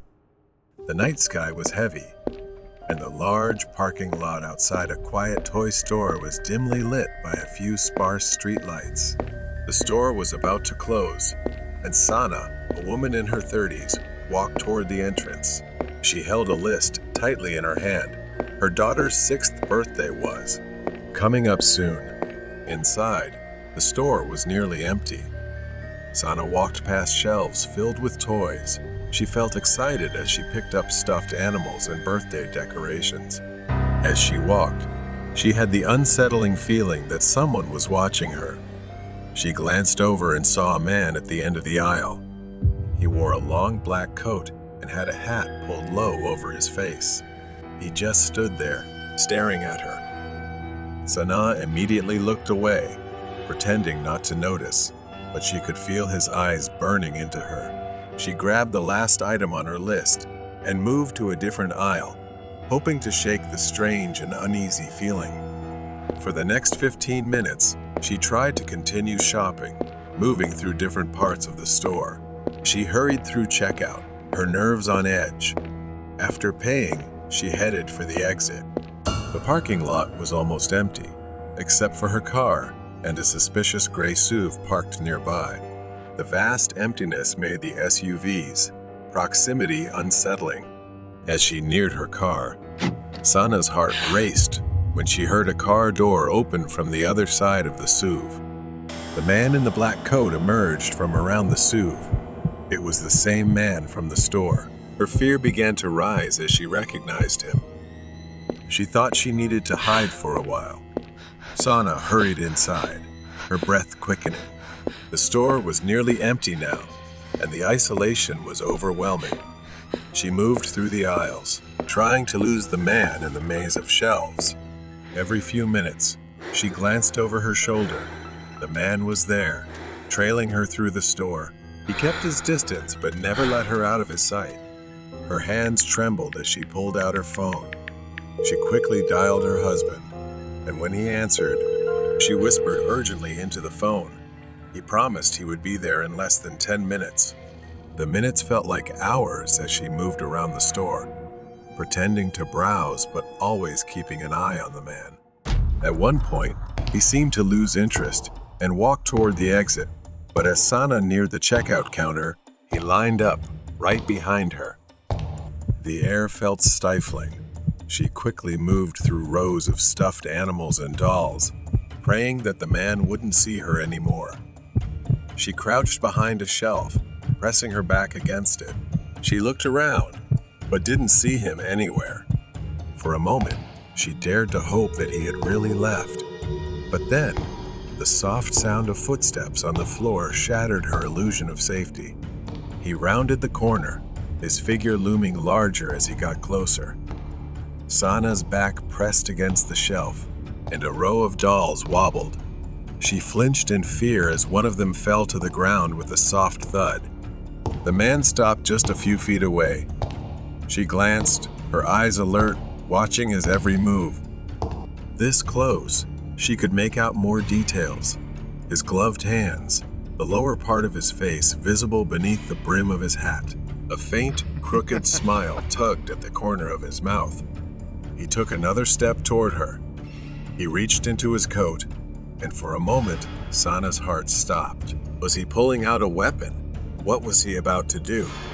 Suddenly, headlights swept across the parking lot as a car pulled in. Sana's husband had arrived, and his car stopped right in front of the toy store. The man glanced toward the lights, his expression stiffening, growing cautious. He stepped back into the shadows as Sana's husband drew closer. Sana saw her husband get out of the car. He walked toward the store, his eyes scanning the parking lot for her. She seized the moment and ran past the man, her heart pounding as she sprinted toward the store entrance. She didn't look back, but she could feel his eyes burning into her as she escaped. Sana rushed through the front door of the store, running toward her husband. Her face was pale, and her hands were trembling, but she was safe. She collapsed into his arms, her breath coming in gasps as the fear that had overwhelmed her began to fade.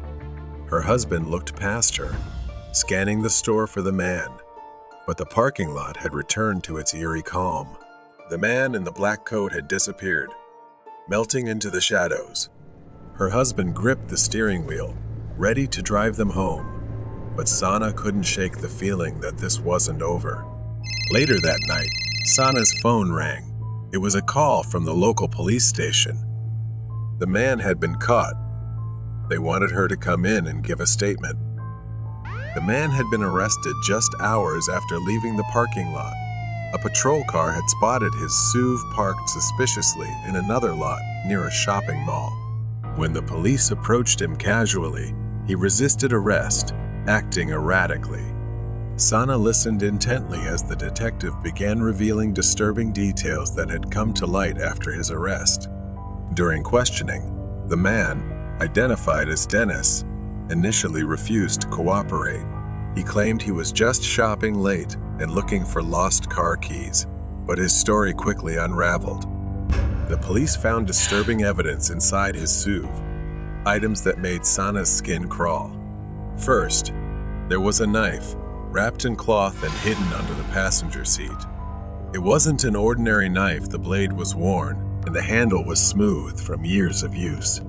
Next to it was a set of duct tape, rope, and zip ties, all stashed in a small canvas bag. Dennis had likely planned something far worse than just following her. The real horror came when they found the photos. Many were of women, all taken from a distance, some in grocery stores, others as they left malls, a few while walking their dogs. And then Sana's breath caught in her throat. Scattered among the pictures were photos of her, some from the toy store that night, and many others taken before. They were taken when she dropped her daughter off at school, when she went grocery shopping, and even when she left her apartment. Realizing Dennis had been following her for days, maybe weeks, made her feel sick. As the investigation continued, more terrifying truths about Dennis emerged. He often stalked women, but none of his victims had ever filed charges. He was disturbingly careful, always skirting the edges of the law, always evading arrest or detection. 2 years earlier, in another town, Dennis had been investigated for the disappearance of a woman, though no evidence was ever found. The case had since gone cold.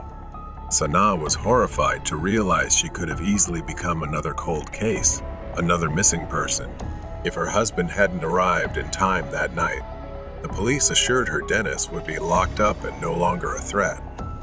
Sanaa and her husband left the police station. They drove home in the quiet darkness. She glanced over at her husband, grateful that he had arrived just in time.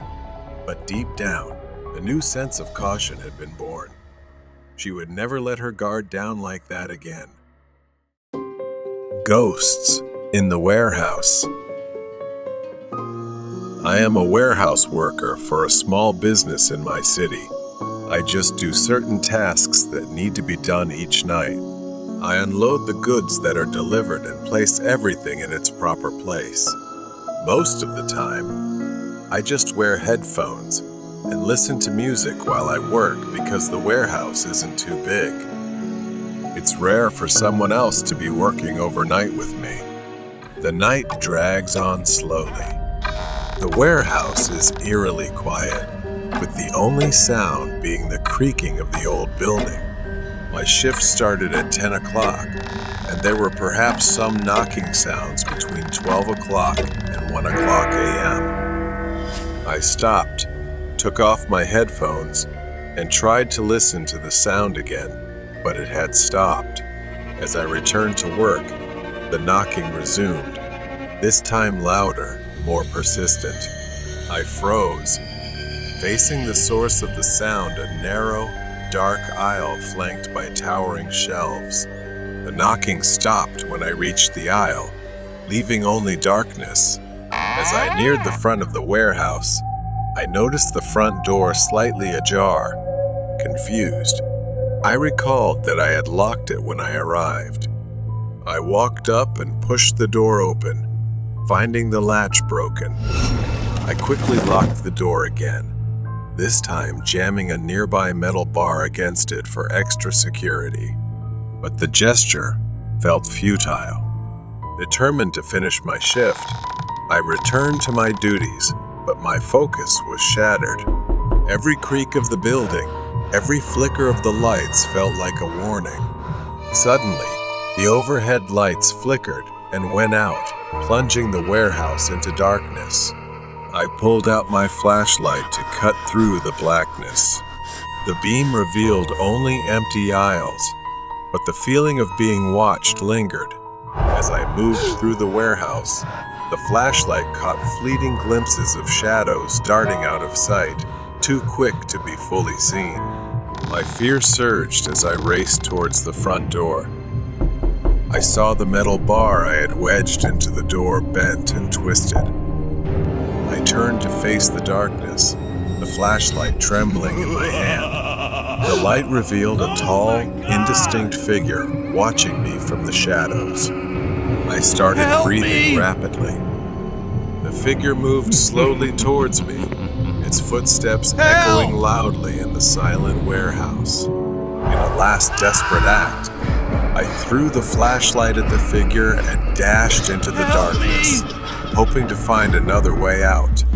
My frantic sprint led me to the back door of the warehouse, but just as I was about to escape, the door slammed shut, as if someone from behind had done it. I panicked and turned around, but as I was about to run back, my flashlight suddenly flickered back on, illuminating a reflection of myself in a large mirror hidden behind some old boxes. But it wasn't me. A darker version, with a blurred face, slowly raised its hand, moving while I stood frozen. It seemed to be hypnotizing me, trying to pull me somewhere. It said, "Follow me," and then gave a terrifying smile.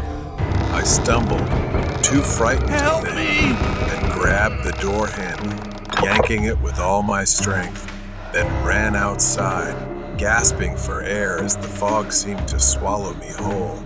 As I ran, I heard footsteps again, echoing through the mist. Help!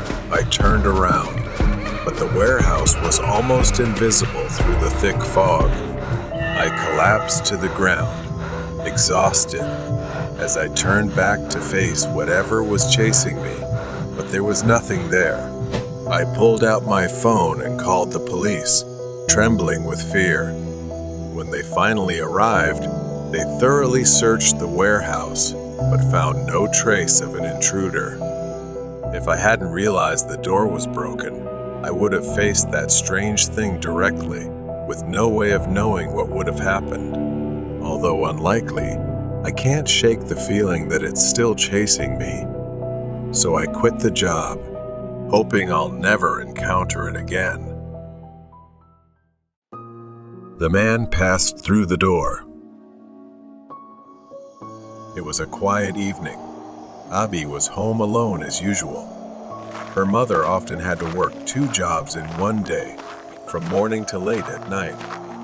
So Abby had to take care of herself most of the time, and she was used to it. The house was peaceful. Her mother wouldn't be home for hours, so she took care of everything herself, from cooking to locking up, getting ready for bed. Before going to bed, Abby planned to relax a bit. She sat on the couch, ready to watch TV with a tub of ice cream in her hand. Suddenly, there was a knock at the door. She froze, spoon of ice cream halfway to her mouth. It was strange her friends never visited this late, and her mom always used her key. Confused, she slowly walked to the door. She wasn't exactly scared, just curious. She opened the door and saw him a man. He stood there with his hands in his pockets, looking on. He was bald, wore thick glasses, and had a scruffy beard with dark circles under his eyes, like he hadn't slept in days. He didn't seem threatening, but something felt off. Abby greeted him, and the man smiled and asked, "Hello, little girl. Are your parents home?" At the time, she didn't think much of it, assuming it was just a friendly question. So Abby foolishly answered that her mom wasn't home. A smile spread across his face, but then she started to feel uneasy as his questions grew too interested. He smiled and said, "Good night. Don't get into any trouble," then walked away. Abby didn't understand what had just happened, so she closed the door. Her heart was racing, but she pushed it aside. He was just being friendly, she told herself. Abby returned to her ice cream. Her mind replayed the conversation. Something about the way he had looked at her and smiled made her feel uneasy. 10 minutes passed, and she began to feel comfortable again. The strange encounter faded from her mind. Then, there was another knock at the door. She thought it might be him again. This time, something told her to be cautious. She wasn't sure why, but before opening the door, she decided to lock the chain. When Abby opened the door, the chain caught, preventing it from opening fully. And there he was, the same man from earlier. His eyes widened in surprise, and for a moment, he pretended to be friendly again. He stammered a greeting to Abby again and said he just wanted to make sure she was okay. To her, he no longer seemed friendly. He looked desperate, as if realizing he hadn't gotten into the house and was trying to cover it up. Abby gave a quick thank you out of fear and slammed the door shut, her hands trembling as she locked it. She stood there, frozen, staring at the door. Minutes passed, and she couldn't stop thinking about the man. But every sound, every creak of the house made her jump. She needed her mom and wished she were home. Suddenly, she heard the man's voice again, this time coming from the mail slot of the front door. He was whispering through the slot, saying he wanted to come in and had something to tell Abby. Abby froze in place. She screamed, "Leave me alone." The mail slot slammed shut, and then the pounding on the door started. He was banging hard, rattling the doorknob violently, shouting crude words demanding she open the door. She stumbled back, tears streaming down her face, silently praying he wouldn't get in. The banging grew louder, more frantic as he tried to force the door open. For what felt like an eternity, Abi stood there, sobbing, and then, just as suddenly as it began, it stopped. Perhaps the man had given up and left. She didn't move, only standing there, listening. About 30 minutes later, Abi's mom came home. The door opened, and she rushed in, finding her daughter in tears. Abi told her everything. Her mom immediately called the police about the incident, but they didn't find any trace of the man. As Abi lay in bed that night, she couldn't stop thinking about how lucky she was to have used the door chain. It was a small, almost insignificant decision, but it had saved her. Living parasitically in grocery stores. A small, dimly lit grocery store in a quiet neighborhood. Behind the store is a small warehouse. The story revolves around the night shifts, when the store is nearly empty and the silence is only broken by the hum of the refrigerators. Despite Len's diligence, the mystery remains unsolved. The warehouse is thoroughly checked every night, but some items continue to disappear. The store's security cameras show nothing unusual, only adding to the frustration. Len begins to wonder if someone is playing a prank on her, or if something more sinister is going on. One night, during her break, Len goes to the break room, which is quite small and located behind the store. As she sits down to rest, the silence is broken by a faint sound. It's a cough. She stopped, listening carefully. The coughing sound seemed to come from the vent near the ceiling, a small, rusty grate that barely circulated air. Len moved closer to the vent, standing on a chair to look inside. The darkness inside the vent was deep, and at first, she saw nothing at all. She doesn't dare turn on the light, but then something messy, like a tangled mass of hair, appears inside. Her breath catches as she realizes it's moving, accompanied by a faint rustling sound. She quickly steps back. It's not just an animal, it's something more. Over the next few nights, Len became increasingly aware of strange occurrences in the store. Items went missing from the storage room. Odd noises were heard, and now there was the troubling discovery in the vent. One night, as Len is restocking shelves, she sees something that makes her blood run cold. She catches a glimpse of a man, hunched over, his face hidden in the shadows. He's wearing a dirty coat, and something about him seems very strange. As he moves, Len notices something familiar, the store's C-shaped logo on a wrapper in his hand. He quickly stuffs the wrapper into his pocket and heads toward the restroom. A little while later, though it wasn't too late yet, the store became busy with a large group of customers since it was the weekend, so I didn't pay much attention to the restroom anymore. People were still going in and out as usual. Maybe I was just overthinking. Late at night, she mustered all her courage to quietly check the restroom to see if anything was amiss. She looked up at the ceiling and saw a small vent grate, slightly ajar. She wondered if he might have crawled into it. She shuddered as countless questions flooded her mind. Now that she knew the truth, Len decided to continue monitoring the man, hoping to gather enough evidence to present to her manager. She checked the vents every night, listening for the sounds that signaled his movement. The man was very careful, only appearing when the store was crowded, blending into the crowd before slipping into his hiding spot. As the days passed, Len began to notice more signs of his presence. Wrappers stuffed into corners, footprints in the dust near the vent, and once, the faint smell of sweat lingered in the air when it was hot. The next day, Len decided to confront the man. She waited until the store was at its busiest, knowing he would likely emerge from his hiding place. She positioned herself near the back of the store, close to the restroom, and waited. Sure enough, she saw him. He looked disheveled, his clothes tattered, and his eyes darted around nervously as he slipped into the restroom. She bravely and stealthily rushed in. The man was halfway into the vent, his legs dangling from the ceiling. He froze when he saw her, eyes wide with fear. For a moment, they stared at each other, neither moving. Then, he quickly pulled his entire body into the vent. Len reported the incident to her manager, who was initially skeptical but agreed to call the authorities.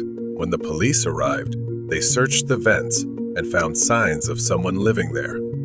But the man was nowhere to be found. In the following days, the store installed new security measures, including cameras in the warehouse and a more secure ventilation system. If he tried to escape, he would find no way out, and he wouldn't be able to return. In the same neighborhood, the police finally caught him following warnings about vent dwelling. Once again, he had done it and was arrested for his actions. Underground parking and mysterious people.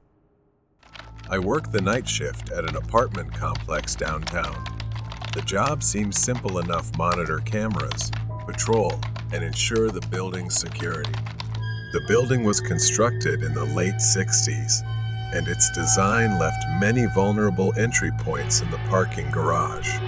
The association was concerned about security, especially with the occasional break-ins and homeless people finding shelter in the hidden corners of the basement.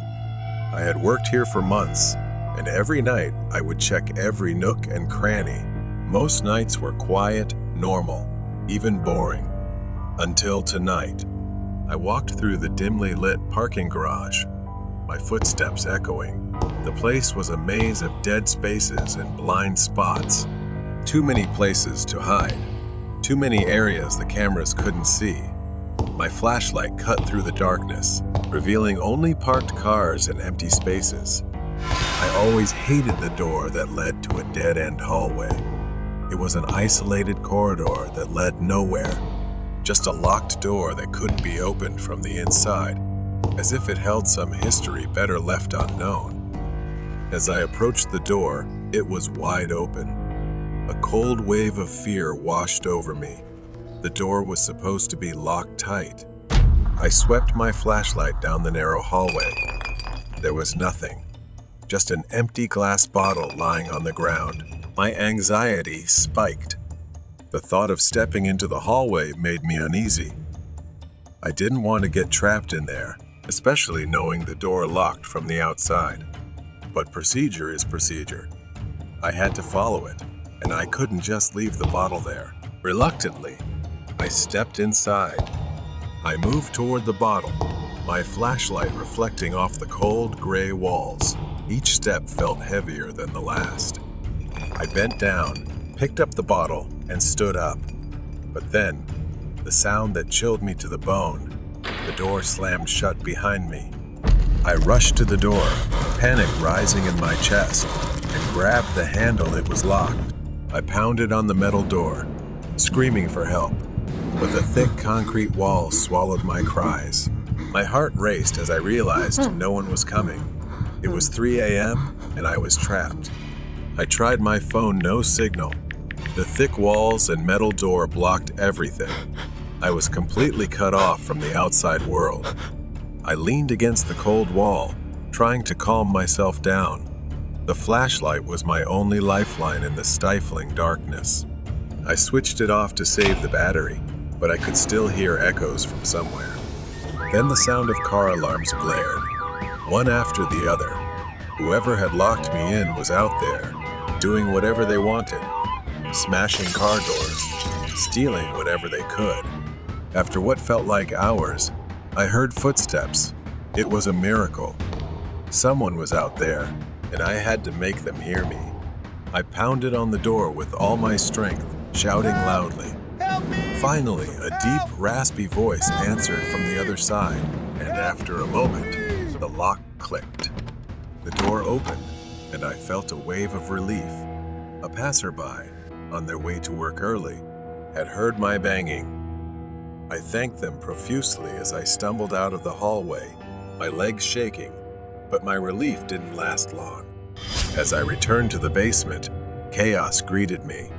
Windows were shattered, glass littered the concrete floor, At least a dozen cars had been broken into, valuable items stolen.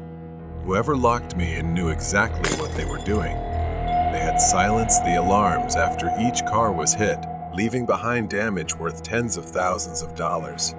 My heart sank. I knew what was coming next. When the morning shift arrived and the residents discovered the theft, the police would be called, and I would be fired. Security had been breached under my watch, and though it wasn't my fault, I was the one held responsible. Weeks later, after I had quit, the mystery still haunted me. I replayed the events of that night over and over in my head. How did they know exactly where to trap me? How did they avoid the cameras so perfectly? No one was ever caught. The footage showed nothing, just me, doing my rounds. As I walked, I didn't see a thing. Maybe they knew the blind spots of the place too well. Months had passed, but tonight, that phone call pulled me back to the core of everything. I walked into the parking garage. I approached the dead-end hallway, my heart pounding harder with every step. The door was ajar, just like that night. I could feel the weight of the past pressing on me, daring me to confront it. There was something I missed before. I stood at the entrance, staring, then cautiously moved forward as my senses sharpened. This time, I was ready for whatever I might face. No more running. Then I saw him. It was probably the man who trapped me. His gaunt face was pale and dirty, his hollow eyes fixed on me. He stood still, almost like a statue, as if he had been waiting for me all this time. A chill ran down my spine. The man wasn't a ghost or a specter, he was real. My voice trembled as I spoke. Who are you? Why did you do this? The man didn't move at first, but then, slowly, a twisted smile spread across his face, growing wider. He started walking toward me. He started saying something I didn't understand, talking about how I would soon see for myself the secret of this place, the truth I had been afraid of and running from. He said he wasn't just some random drifter that night, and that he had been here much longer than I thought. This building, this place, it wasn't just concrete and steel. It was a prison, and people like him, they were trapped inside. For a moment, his expression darkened. He told me that there are things in this world that feed on fear and suffering. And places like this, they are where they hunt. Now, he was part of its cycle. My mind raced as I tried to understand what he was saying. The truth hit me, and I realized this man wasn't just some random criminal. He was a victim of something much darker, something that had taken hold of him and was now trying to take me too. I stepped back, my heart pounding. I'm not like you. I can still get out of this. His smile widened again, sinister and mocking. I turned, glancing at the door, thinking about running. I clenched my fists, took one last look at the man, then turned and sprinted toward the door. I could hear his laughter echoing behind me, filling the narrow hallway. I ran through the parking garage, then stopped. Standing there, in the darkness, was another figure, identical to the man in the hallway. I froze. This couldn't be happening. More figures appeared, stepping out from the shadows. Each one looked just like him, pale, gaunt. Maybe they weren't real, but they felt so real, their malicious energy surrounding me. I staggered. That man hadn't been lying. This place, this building, it was still alive. It had taken him, just as it had taken others before him. And now it was my turn. But I wasn't going to let that happen. With one last surge of strength, I got up and ran, not stopping until I was far away from the building, the figures fading into the night behind me. I didn't look back. Safe in my apartment, I sat in the dark, the truth of that night still sinking in. The man, the building. I had escaped, but deep down I knew it wouldn't be that simple. I needed to stay far away from that place and never go back. Nightmare Neighbor.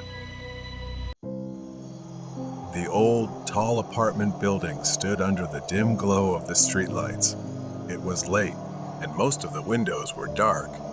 Rena stood outside the building, staring up at the second floor where her apartment was. She had lived here for a few months, and the place had always been quiet. Until Arthur moved in next door. Rena's apartment was at the end of the hallway on the second floor, and the trip to take out the trash usually took only a few minutes. But tonight, she felt eyes on her. As she was about to turn the corner at the end of the hall, there he was. Arthur was standing by his door, as if waiting for her. He always found a reason to talk and stand too close to her. She kept her head down, mumbled a quick greeting, and brushed past him toward the stairs. This time, he said nothing. A chill ran down Rena's spine. Something was different tonight, something that made her more uneasy than before. Rena stepped into her apartment and quickly shut the door. She took a moment to calm herself, telling herself she was overreacting. She turned off the lights in the living room, planning to head to bed and watch some TV. It was late, and she was tired but not quite ready to sleep. As she passed the broom closet, she heard a faint sound, like a rustling from inside. Her heart skipped a beat, and she froze, staring at the closet door. With trembling hands, she reached for the closet handle. She hesitated. Every instinct screamed at her not to open it, but she had to. She couldn't just leave it. She pulled the door open. Arthur was standing there, in her closet. For a split second, time seemed to stop. He was just standing there, staring at her, unblinking, with a twisted smile on his face. She gasped, stumbling backward. Her heart raced as panic rose inside her. He stepped forward, crawling out of the closet like a predator closing in on its prey. She ran into the bedroom, slamming the door shut, but she didn't have time to lock it. The door flew open, and Arthur was right there, his face wild. She dashed for the bathroom, her final place of refuge. She slammed the door just as Arthur reached the bedroom. Her hands fumbled with the lock. Rena pressed her back against the cold bathroom wall. Her breath came in sharp gasps as Arthur pounded on the door, trying to break through. The thin wooden door was all that separated her from the man who had been stalking her for weeks, his sick grin etched into her mind. Thankfully, she had brought her phone with her. She gripped it tightly, her fingers trembling as she spoke to the police. Her voice was barely a whisper, fear choking her words. Arthur slammed the door again, the wood splintering under the force. Rena knew it wouldn't hold much longer. Suddenly, the pounding stopped. She held her breath, pressing her ear to the door, straining to hear any sound. Was he gone? Had he given up? Arthur stood outside the bathroom door, his breathing ragged, his eyes wild with anticipation. His patience was wearing thin. His hand hovered over the doorknob before he stepped back, glancing at Rena's bedroom. He knew she was cornered, with nowhere to go.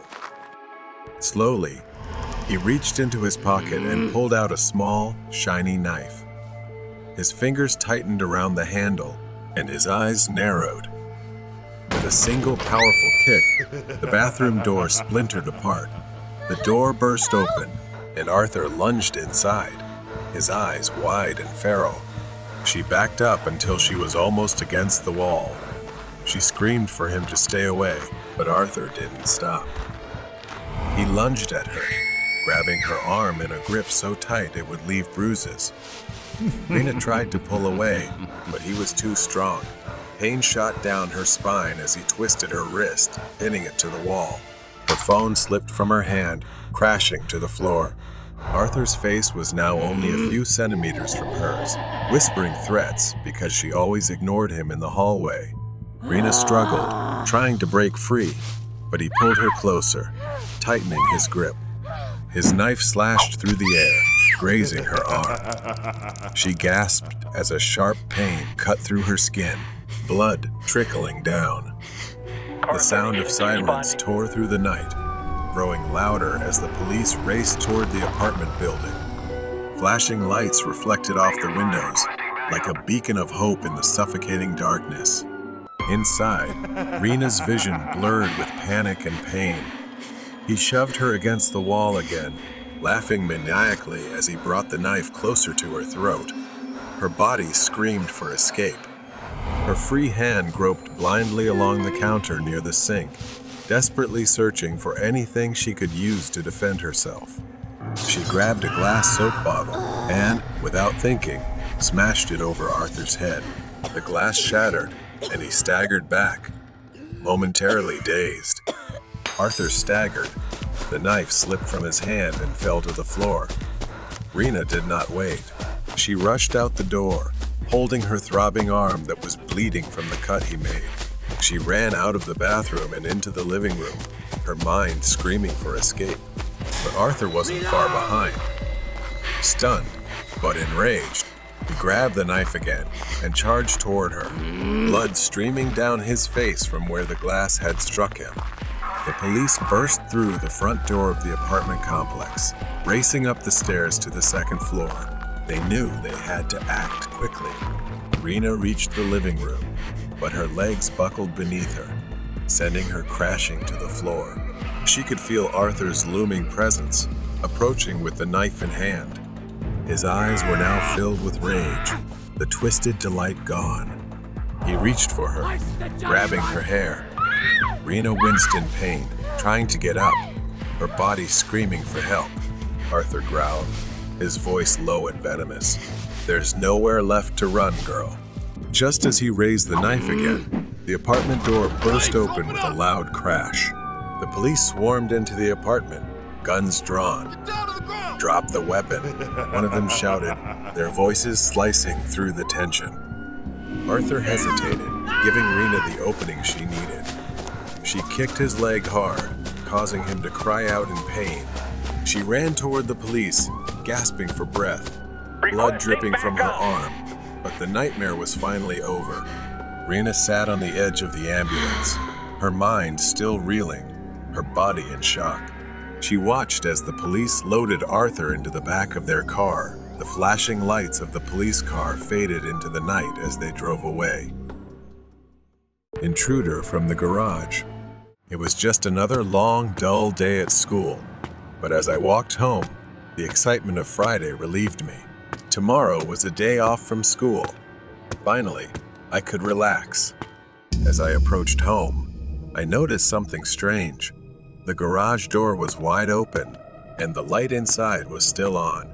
My dad had left early that day for a business trip, so he must have rushed and forgotten to close it. I didn't think much of it at the time. I went into the garage, turned off the light, and pulled the door shut behind me. The silence of the house welcomed me as I stepped inside, and the thought of having the whole place to myself felt like freedom. My mom had gone to a friend's house for the evening, so I settled in for a night of video games and movies. Hours passed as I immersed myself in my game. The house was quiet except for the occasional noise from the TV. I decided to get a drink, and as I walked into the kitchen, something caught my attention. The light in the garage was on again. I paused. A strange, eerie feeling washed over me. Had I forgotten to turn it off? Or had my mom come home? But I hadn't heard her come in. My heart began to race as I approached the garage door, my footsteps feeling heavy. As I stepped into the garage, every drawer in my dad's workshop was open. His tools were scattered across the floor as if someone had frantically searched for something, but there was no one here. I quickly turned back inside, locking the garage door. Something was wrong. I could feel it. I prepared to head back to the living room, planning to try to watch TV to calm down. Then, from behind me, I heard the garage door handle rattle violently. I froze, staring at the door, watching it shake harder, as if someone on the other side was desperately trying to get in. I grabbed my phone, my hand trembling as I realized I needed to get out of the house. In my panic, I didn't notice that the noise had suddenly stopped. The silence was chilling. It was too quiet. I ran straight for the front door. My only thought was to escape. But as I stepped into the living room, I froze in my tracks. He was there, a large man, his back turned to me. In his hand, he gripped a hatchet, likely taken from my dad's workshop. I held my breath, terrified he would turn around and see me. The TV was still playing, masking the sound of my footsteps, and I knew this was my only chance. Going back upstairs was impossible. I quietly turned around and headed for the back door, trying to remain calm. Once outside, I didn't stop running. I hurried to my neighbor's house, knocking on the door until they let me in. I waited there, heart pounding, watching my house from across the street as I prayed the intruder wouldn't come looking for me. I knocked on my neighbor's door, my heart racing, breath coming in gasps. It felt like an eternity before Mr. Thompson finally opened the door, his face etched with confusion. I recounted everything that had happened to him. His eyes widened, and without saying a word, he grabbed a flashlight and his old baseball bat. He was determined to check my house for me, assuring me that everything would be okay. I reluctantly stayed behind, watching him cross the street. My body still trembled with fear, my mind racing with worst-case scenarios. I had called the police. They were on their way, but the thought of that man in my house, with my dad's hatchet in hand, haunted me. I watched as Mr. Thompson cautiously approached the front door, using the flashlight to scan the windows and garage. He disappeared inside. I strained to listen for anything, but everything was eerily silent. Suddenly, I saw him step outside, and from across the street, a small voice echoed back, "There's no one there. The house is empty." A wave of relief washed over me, but I still needed to remain vigilant. As Mr. Thompson started to walk toward me, I felt that lingering anxiety return. Before I could voice my concerns, a dark figure shifted behind him. My blood ran cold. The intruder. He was there, emerging from the shadows of the house, with an axe glinting under the dim porch light. I screamed, trying to warn Mr. Thompson, but it was too late. As he turned around, the intruder lunged at him. A fierce struggle ensued. Mr. Thompson swung the baseball bat, but the intruder was strong. The two grappled, the axe dangerously close to Mr. Thompson's head as they stumbled across the lawn. My legs wouldn't move, paralyzed with fear as I watched the scene unfold. Every second felt like a nightmare. Mr. Thompson tried to deliver a solid blow with the bat, striking the man's ribs, but it wasn't enough. The intruder howled in pain, but instead of backing off, he raised the axe, ready to attack. Just as the axe came down, Mr. Thompson lunged to the side, narrowly avoiding the strike. In that moment of distraction, Mr. Thompson landed another blow, throwing the intruder off balance. I finally decided to rush forward to help, but before I could reach them, the sound of police sirens rang out. The intruder looked up at the sound of the sirens, and in a final effort to escape, he sprinted toward the backyard. Mr. Thompson staggered to his feet, breathing heavily but still standing strong. The police arrived just in time, their flashlights cutting through the darkness as they chased after the man. Within minutes, they had subdued him. The man thrashed wildly, growling like a wild beast, but the police quickly overpowered him, pinning him to the ground and cuffing his hands behind his back. I stood there, trembling, watching the whole scene unfold. Mr. Thompson walked over to me, holding his side where he had been hit, but he still managed to smile. "You're safe now." I felt grateful, as if I had been saved. I recounted every detail I could remember to the police, but all I wanted to do was forget. I sat down on Mr. Thompson's porch, my body shaking, watching the man being driven away in the police car. It was all over, but the image of the intruder's face, his wild eyes, and the sound of the axe slicing through the air would haunt me forever. Mr. Thompson sat next to me, placing his hand on my shoulder for reassurance. "You did the right thing, kid," he said softly. "It's over now." But deep down, I knew the fear would linger with me. I would never forget how close I had come to being trapped in the grip of something truly evil. Weird night at school. I work the night shift as a janitor at a local school. This job is ideal for anyone who enjoys solitude. It's just me, the empty school, and my mop bucket. I only talk to my coworker when it's absolutely necessary. Most of the time, we split the school and don't see each other during the entire shift. One night, the whole school was completely silent. The only sound was the occasional echo of my mop hitting the floor. I've done this thousands of times, but something about this night felt different, like something was watching me from the darkness. I brushed it off and continued cleaning, walking through each hallway. I wore my headphones, playing music softly enough to still hear if someone was around, but everything seemed normal. I took a short break to change the water in my mop bucket. When I came back, I noticed something strange. The wet floor sign I had set up earlier was knocked over. I sighed and went to pick it up, but that's when I saw them small, wet footprints leading away from the sign and down the hallway. I followed the footprints down the hallway, leading to the stairs up to the second floor. The footprints stopped at the top of the stairs. I paused, trying to hear anything. Then, I saw something move out of the corner of my eye. It was fast, a flash of movement at the end of the hall. My pulse quickened, and I hurried to the end of the hall, but no one was there. Just then, I heard faint laughter, like the giggle of a child. It echoed through the empty school, sending chills down my spine. I turned around, looking for the source of the laughter, but saw no one. A loud crash suddenly broke the silence. The sound came from the first floor. My mop bucket, which I had just filled with clean water, was tipped over, spilling water all over the floor. My blood boiled with frustration. Someone was messing with me, and I wasn't in the mood for games. I grabbed a dry mop and started cleaning up. As I worked, I couldn't shake the feeling of being watched. My mind raced, trying to figure out what was going on. Were there still students in the building, or had someone snuck in after hours? I decided to talk to my coworker. Maybe she had seen something too.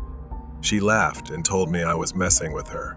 She looked at me, completely confused, shaking her head. "I've been here the whole time." I couldn't make sense of it. I left her station, more confused than ever, and went back to work. Another hour passed. I was trying to make up for lost time when, without warning, the entire school went dark. For a moment, I was surrounded by darkness.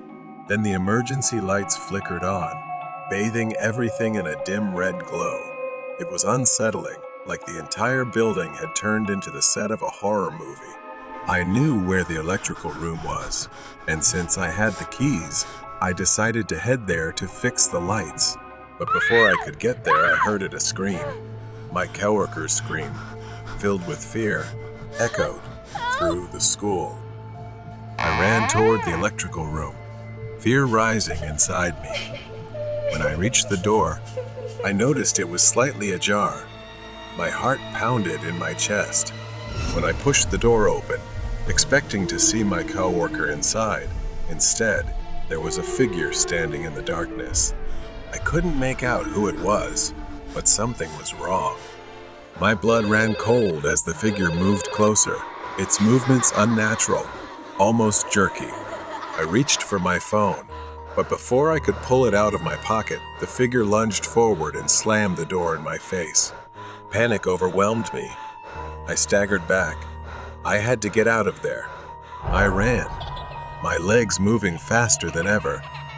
I needed to find my coworker. When I reached her area, her mop bucket was lying in the middle of the hallway, but she was gone, no sign of her. I called out her name, but there was no reply. The only sound was that faint laughter again, echoing through the empty hallway. The whispering froze me in place, my heart pounding in my chest.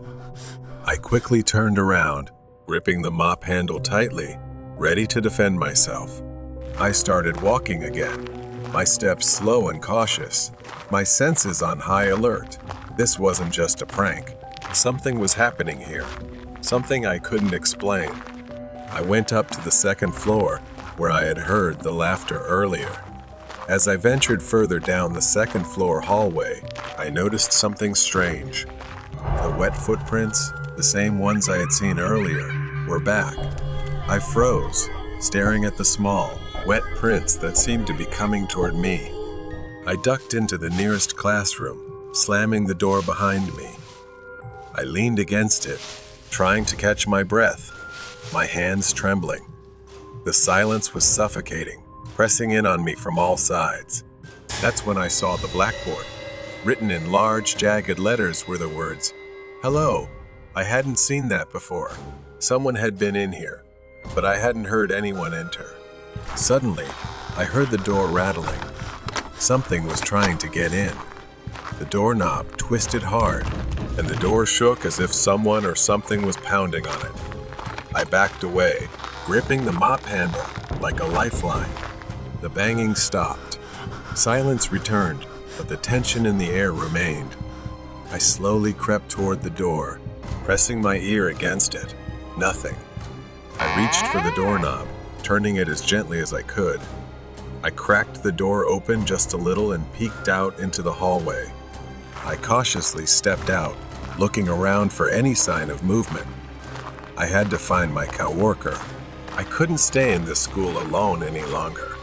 I started walking down, and just then, from where I stood, I saw a shadow at the bottom of the stairs. It didn't move, just stood there, a dark figure faintly illuminated by the red emergency lights. I squinted, trying to make out the shape. It was small, like a child. As I got closer, I could see more clearly a young boy, maybe 13 or 14, standing with his back to me, wearing a torn school uniform. I reached out, hesitating for a moment before speaking. "Hey, are you okay?" The boy didn't respond. I took another step, my hand trembling as I reached out to touch his shoulder. The boy's face was a grotesque mask, pale, soulless eyes, blood dripping from his nose, and a wide, twisted grin. My heart nearly stopped. The child let out a piercing scream that echoed through the staircase, a sound so shrill it felt like it was tearing through my skull. I stumbled back, dropping the mop. My legs felt weak, but I forced myself to run. I sprinted down the hallway, gasping for breath. I didn't care where I was going. I just needed to get out. The hallway seemed to stretch on endlessly in a horrific way. I burst through the double doors into the gymnasium, slamming them shut behind me. The gym was pitch black. I backed away from the door, my body shaking with fear. The footsteps stopped. The doors stayed closed. For a brief moment, I thought I was safe. But then, from the far corner of the gym, I heard a ball bouncing. There, in the far corner, the boy stood, his face still twisted in that grotesque grin, holding a basketball and slowly bouncing it on the floor. Then the boy whispered, "Hello," his voice echoing in the empty space of the gymnasium. I backed away, my legs trembling. The child took a step forward, then another. Each step was slow, deliberate, as if he was savoring the fear he was causing. I didn't think anymore. I bolted, running as fast as I could toward the parking lot. My legs felt like they could give out at any moment, but I kept running. I didn't stop until I reached my car. My hands shook as I fumbled with the keys, finally unlocking the door and jumping inside. As I started the engine, I looked back at the school. In one of the second-floor windows, I saw the child standing there, staring down at me with that twisted grin. I floored the gas and sped out of the parking lot. The image of that child burned into my mind. I didn't go back the next night. I never went back there again. Haunting on the midnight train, the town lay deep in the mountains, with old houses scattered about and streets filled with whispers of long-forgotten stories. One of those mysterious tales was about the midnight train. For many years, no one dared to board the train, but I was not like them. I was the kind of person who believed that fear was for those not seeking answers. On that cold winter night, I decided it was time to confront the truth myself. I arrived at the train station just before midnight. The platform was empty, the old wooden benches creaking under the weight of the cold wind. Flickering lights cast strange shadows. The ticket counter was manned by an elderly station master, his eyes glancing at me with a mix of concern and pity. Are you sure about this, son? I nodded, smiling confidently at him. It's just a train ride. I'll be back. The station master sighed and handed me the ticket. I caught a glimpse of him muttering a small prayer as I walked toward the platform. The slow minutes dragged on as I waited. The air felt heavier than usual, as if the town was holding its breath.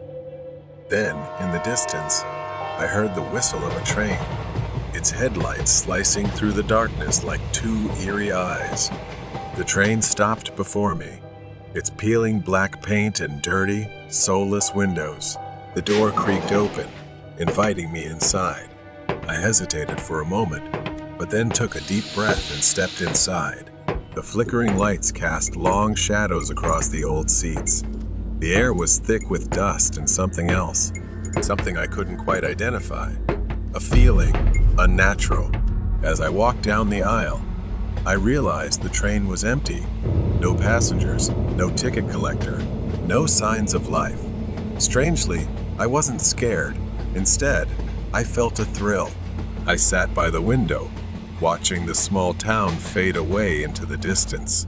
At first, everything seemed fine. The train accelerated, speeding through the night, but after what felt like hours, I noticed something was off. The darkness outside the window was unusual, like a void. I glanced at the clock, only to see the hands frozen in place. A sense of unease washed over me.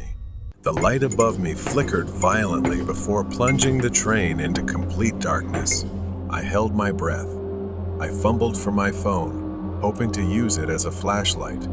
But when I pressed the screen, it remained black, completely unresponsive. Panic set in. Suddenly, I heard it, a whisper. Jacob. My heart skipped a beat. I froze, trying to listen. The voice was faint, barely above a breath, but it was there. Jacob, come to me. I turned around, but the car was empty. The whispers grew louder, closer. I hurriedly stood up and stumbled, trying to find the ticket collector's car. When I reached the front, I found the car empty. Just an old, dusty uniform hanging on a hook. No one was there. The train shook violently, throwing me off balance. I clung to the seat to steady myself as the whole car seemed to tremble. The train was moving faster, dangerously fast. I reached for the control panel, hoping to stop the train, but it was covered in dust and cobwebs, as if it hadn't been used in years. My fingers fumbled over the switches, but nothing worked. Then the whispers returned, growing louder, filling the air around me. You can't escape, Jacob. My blood ran cold. Those words seeped into my ears, chilling me to the bone. I turned to leave, but something held my feet in place. I looked down and saw an old pair of shoes still attached to a ghostly figure. It was pale, translucent, its face twisted in pain. Its hollow eyes stared at me. Then, more appeared. Ghostly figures emerged from the darkness, their bodies flickering like dying candles. They reached out to me, their cold, damp hands, their voices filled with sorrow. Help us. Save us. I tried to back away, but the shadowy figures closed in on me. Their icy hands brushed against my skin, sending shivers down my spine. Desperate, I pushed them away, their cries echoing in my ears. I needed to escape now. At the back of the train, I found a locked door leading outside. I pounded on it, shouting, but it wouldn't budge. Then, in the corner of the car, I noticed a faint light. I knelt down and lifted a loose floorboard, revealing a hidden compartment. Inside was an old, dust-covered journal. The journal belonged to the original train conductor. He described strange occurrences and ghosts. His final entry spoke of a curse, a train cursed to hold the souls of the dead on board, and there was only one way to break it, by confronting the source of the haunting and seeking out the mirror in the car to destroy it. Determined, I followed through to the back of the train. At the rear, I found a large, cracked mirror. Its surface shimmered with a strange energy. Looking into it, I saw the faces of trapped souls reflected in the glass, their eyes filled with sorrow. Its shape shifted and swirled. Terror engulfed me, but I couldn't let it win. I searched for something to break it, as if someone were hiding everything to stop me from doing this.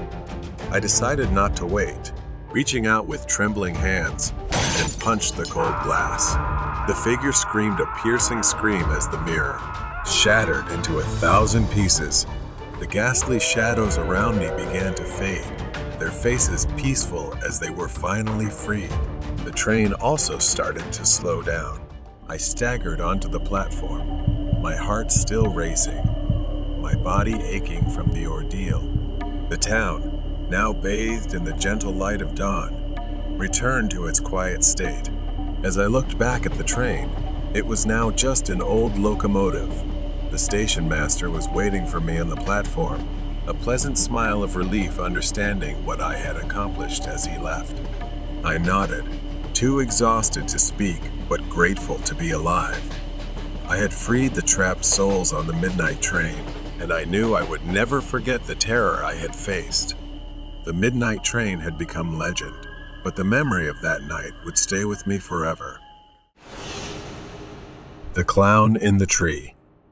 This happened to me when I was 14. It was the same year everyone was talking about creepy clowns lurking in random places. The stories were everywhere, but I never took them seriously until I had an encounter of my own. I was sitting alone in the living room. My parents had gone to my grandparents' house for the evening, leaving me home by myself. But instead of feeling free, there was a strange unease I couldn't shake. I texted some friends, inviting them over to kill time John and Emma. We played video games for a while, but after a few hours, we got bored. John had an idea. He said, "Let's go into the woods." There was a forest right behind my house that we usually avoided, especially at night. But it was still light out, and with nothing else to do, I agreed.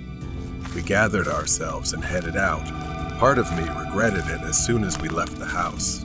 The forest was dense, tall trees casting cool shade, but we weren't scared.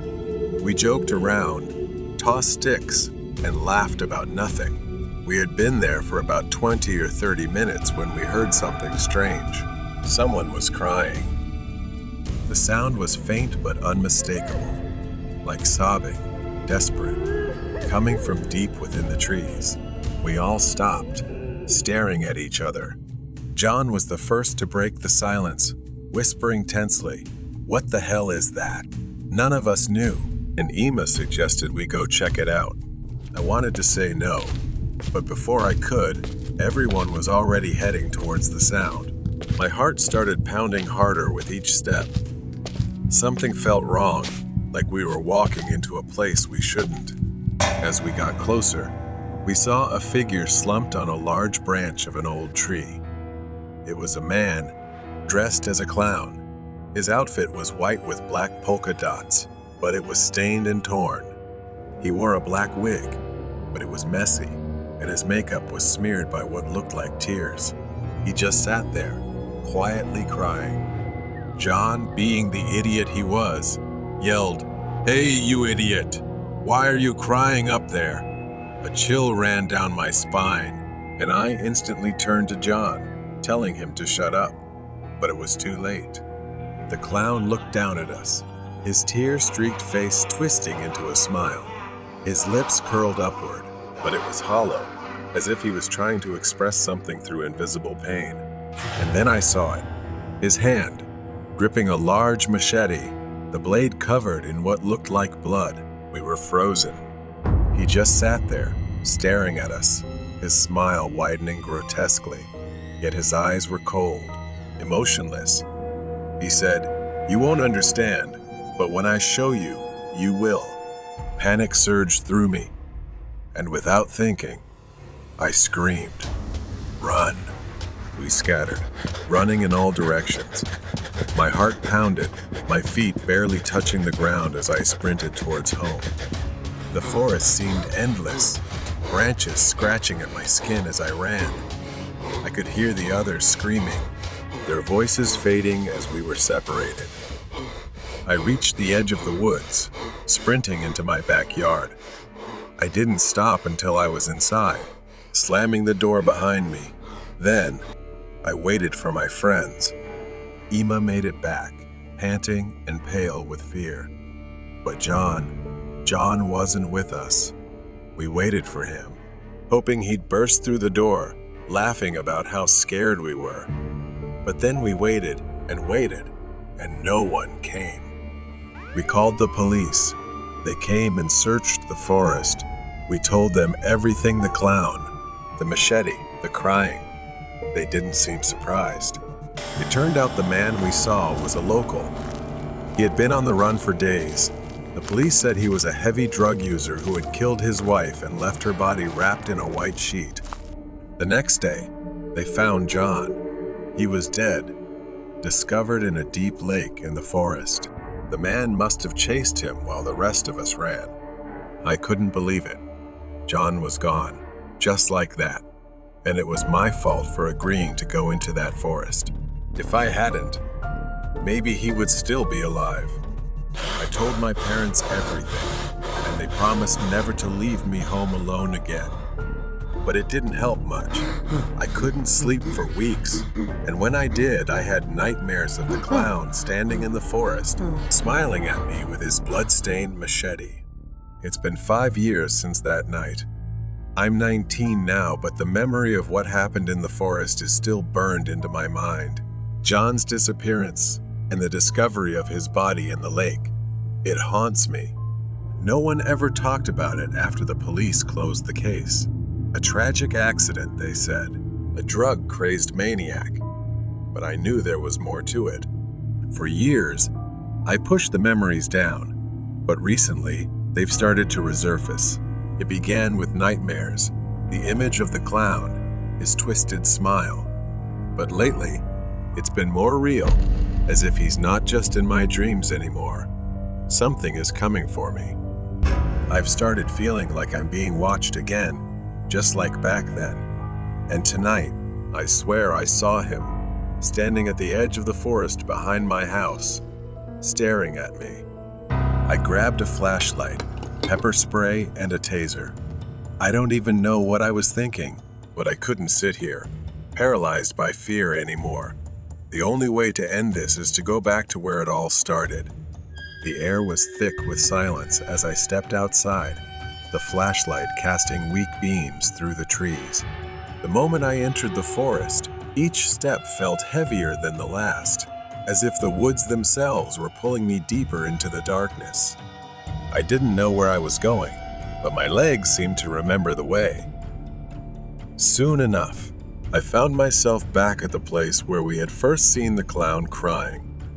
Suddenly, the rustling of leaves shattered the silence. I froze. The sound of snapping twigs grew closer.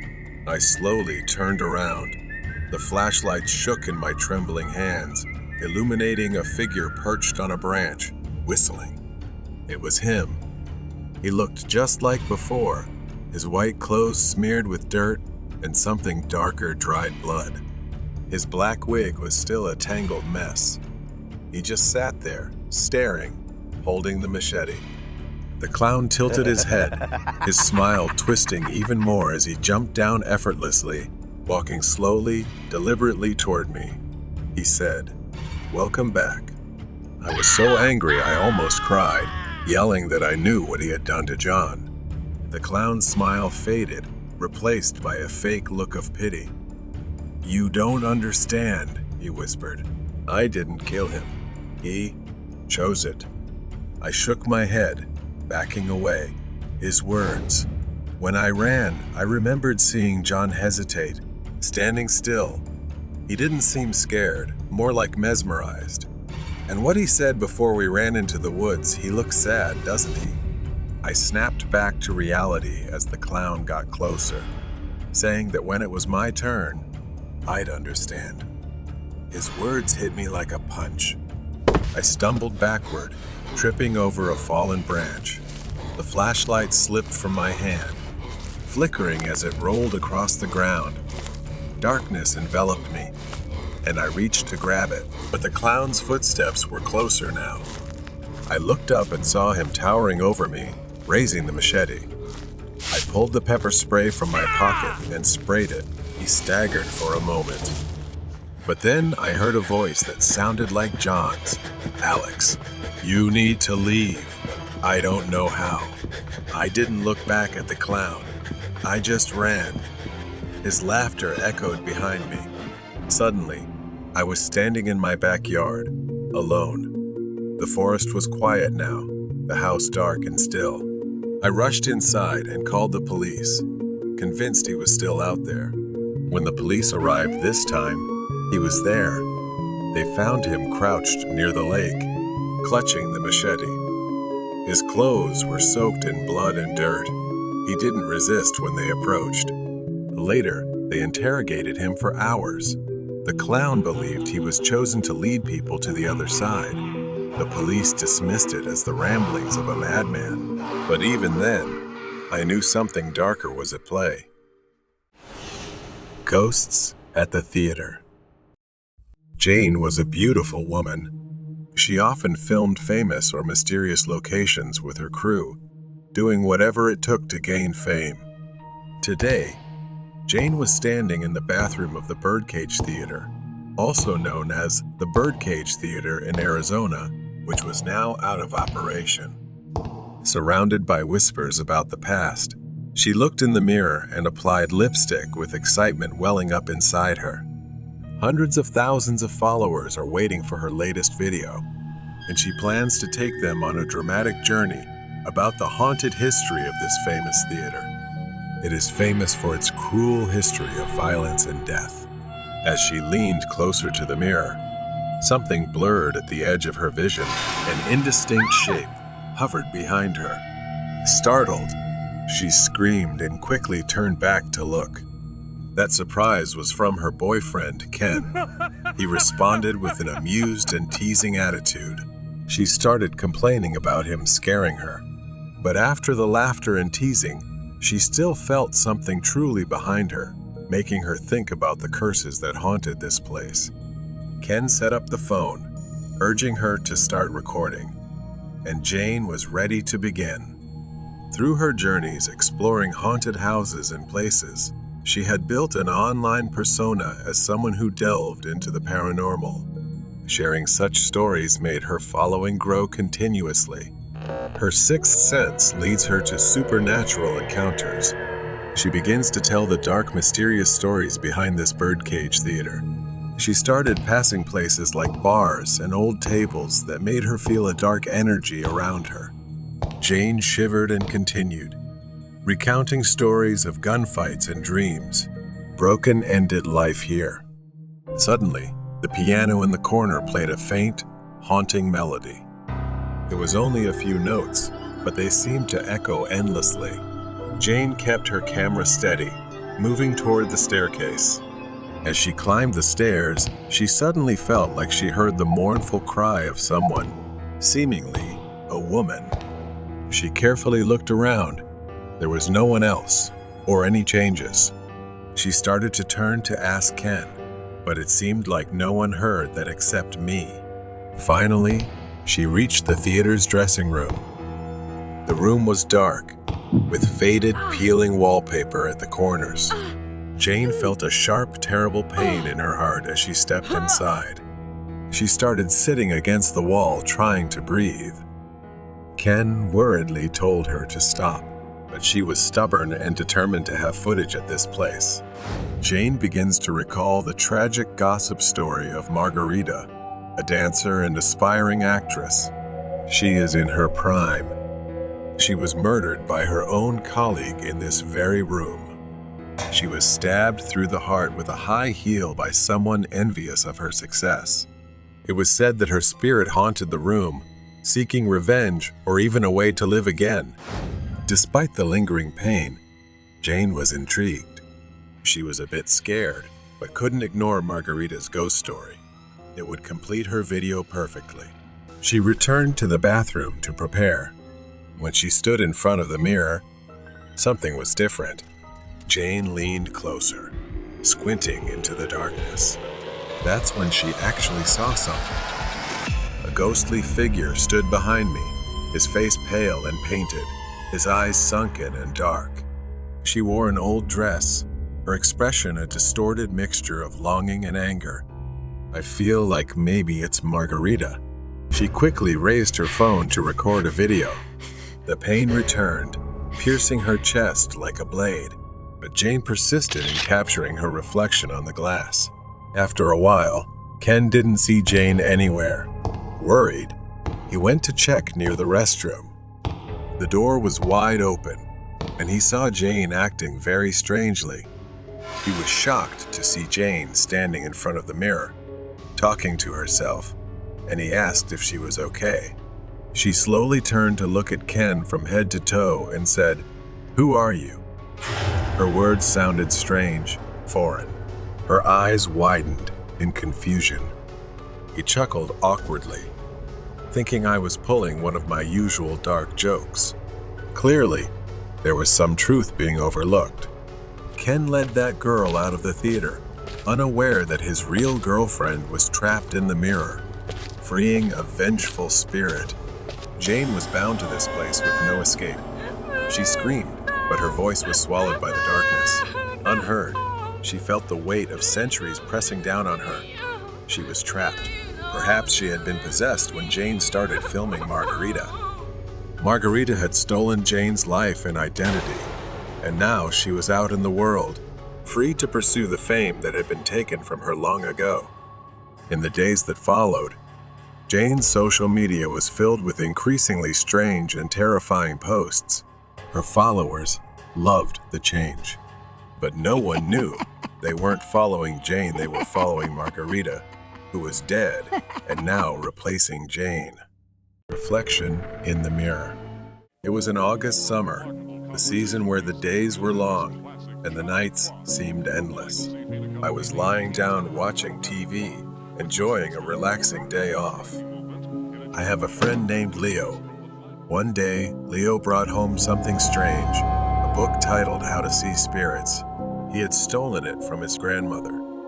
I felt uneasy, but at that age, curiosity often overpowers fear. That night, we decided to try one of the rituals in the book. The ritual was simple, just a candle and a mirror, and we had to perform it at 4 a.m. We met in front of an old apartment building. It seemed like the perfect place to summon something. We got into the elevator, holding the mirror and candle as instructed, and went up to the top floor.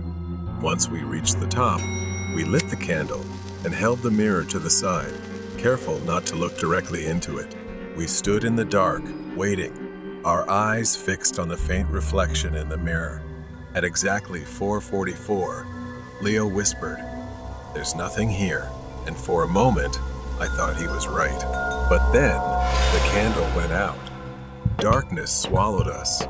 I fumbled for the elevator door, but when we got there, the lights inside flickered, and in the mirror, I thought I saw something. It was shaped like a demon with long hair. That figure stood right behind us, glaring with glowing red eyes, unblinking. Leo grabbed my arm, and we started running. We didn't stop until we were far away from the building, the first rays of dawn lighting up the road. Leo finally called his grandmother. When he told her what we had done, she was furious. warning us that what we saw wasn't just a regular ghost.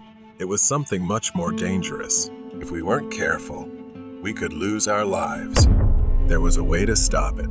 We had to perform another ritual, blindfold ourselves, and hold a mirror. We were not allowed to look at anything until the sun fully rose. That night, Leo and I stayed in the room, too scared to do anything but wait for dawn. The night dragged on, each minute feeling like an eternity. I couldn't sleep because of the fear, so I talked to Leo. As time passed, Leo grew quieter, mumbling, "Let's try taking off the blindfold." I told Leo to stop and remember the instructions. But then, Leo's voice came from somewhere, saying he hadn't said anything, asking what I was talking about to myself. Then the whispers continued by my ear, telling me the sun had already risen, to take off the blindfold. I was confused, unable to tell what was real. Could this be the demon's trap, set to make us break the rules? And then it happened. I heard the door creak, too afraid to look, but I could feel Leo moving. I told him to stop, not to open the door, but all I got in return was silence. I felt lost in my own darkness and fear. I didn't know what was happening. I closed my eyes, squeezed them shut as tight as I could, praying the sun would rise soon. I heard the door open, footsteps, then silence. It kept repeating, but I held on. Then, I didn't know when, but I must have fallen asleep. Through my blindfold, I could faintly see the glow of the sunlight. I quickly grabbed the mirror and smashed it on the floor, the sound of breaking glass shattering the morning silence. But something wasn't right. Leo was gone. I called out to him, but there was no answer, and I cautiously removed my blindfold to look around the room, but he wasn't there. Weeks later, my family had to move to a new place. I lost contact with Leo. From that day on, I couldn't find any trace of him. Some say he came back, still in that room, mumbling to himself, scratching at his eyes, and saying he's waiting for someone to return. Now, every night, I sleep with an eye mask and earplugs. I can't look into mirrors at night. I don't know, maybe we're paying the price for what we did. And sometimes, in the middle of the night, when the world is quiet, through my earplugs, I can hear the faint whisper that tells me it's still waiting for me. When I walk home when I'm least alert, I always catch a glimpse of it in the corner of my eye, but just a shadow, a reflection, fleeting indistinctly. And I know one thing for sure: never summon something you can't send back, because the consequences will be unpredictable.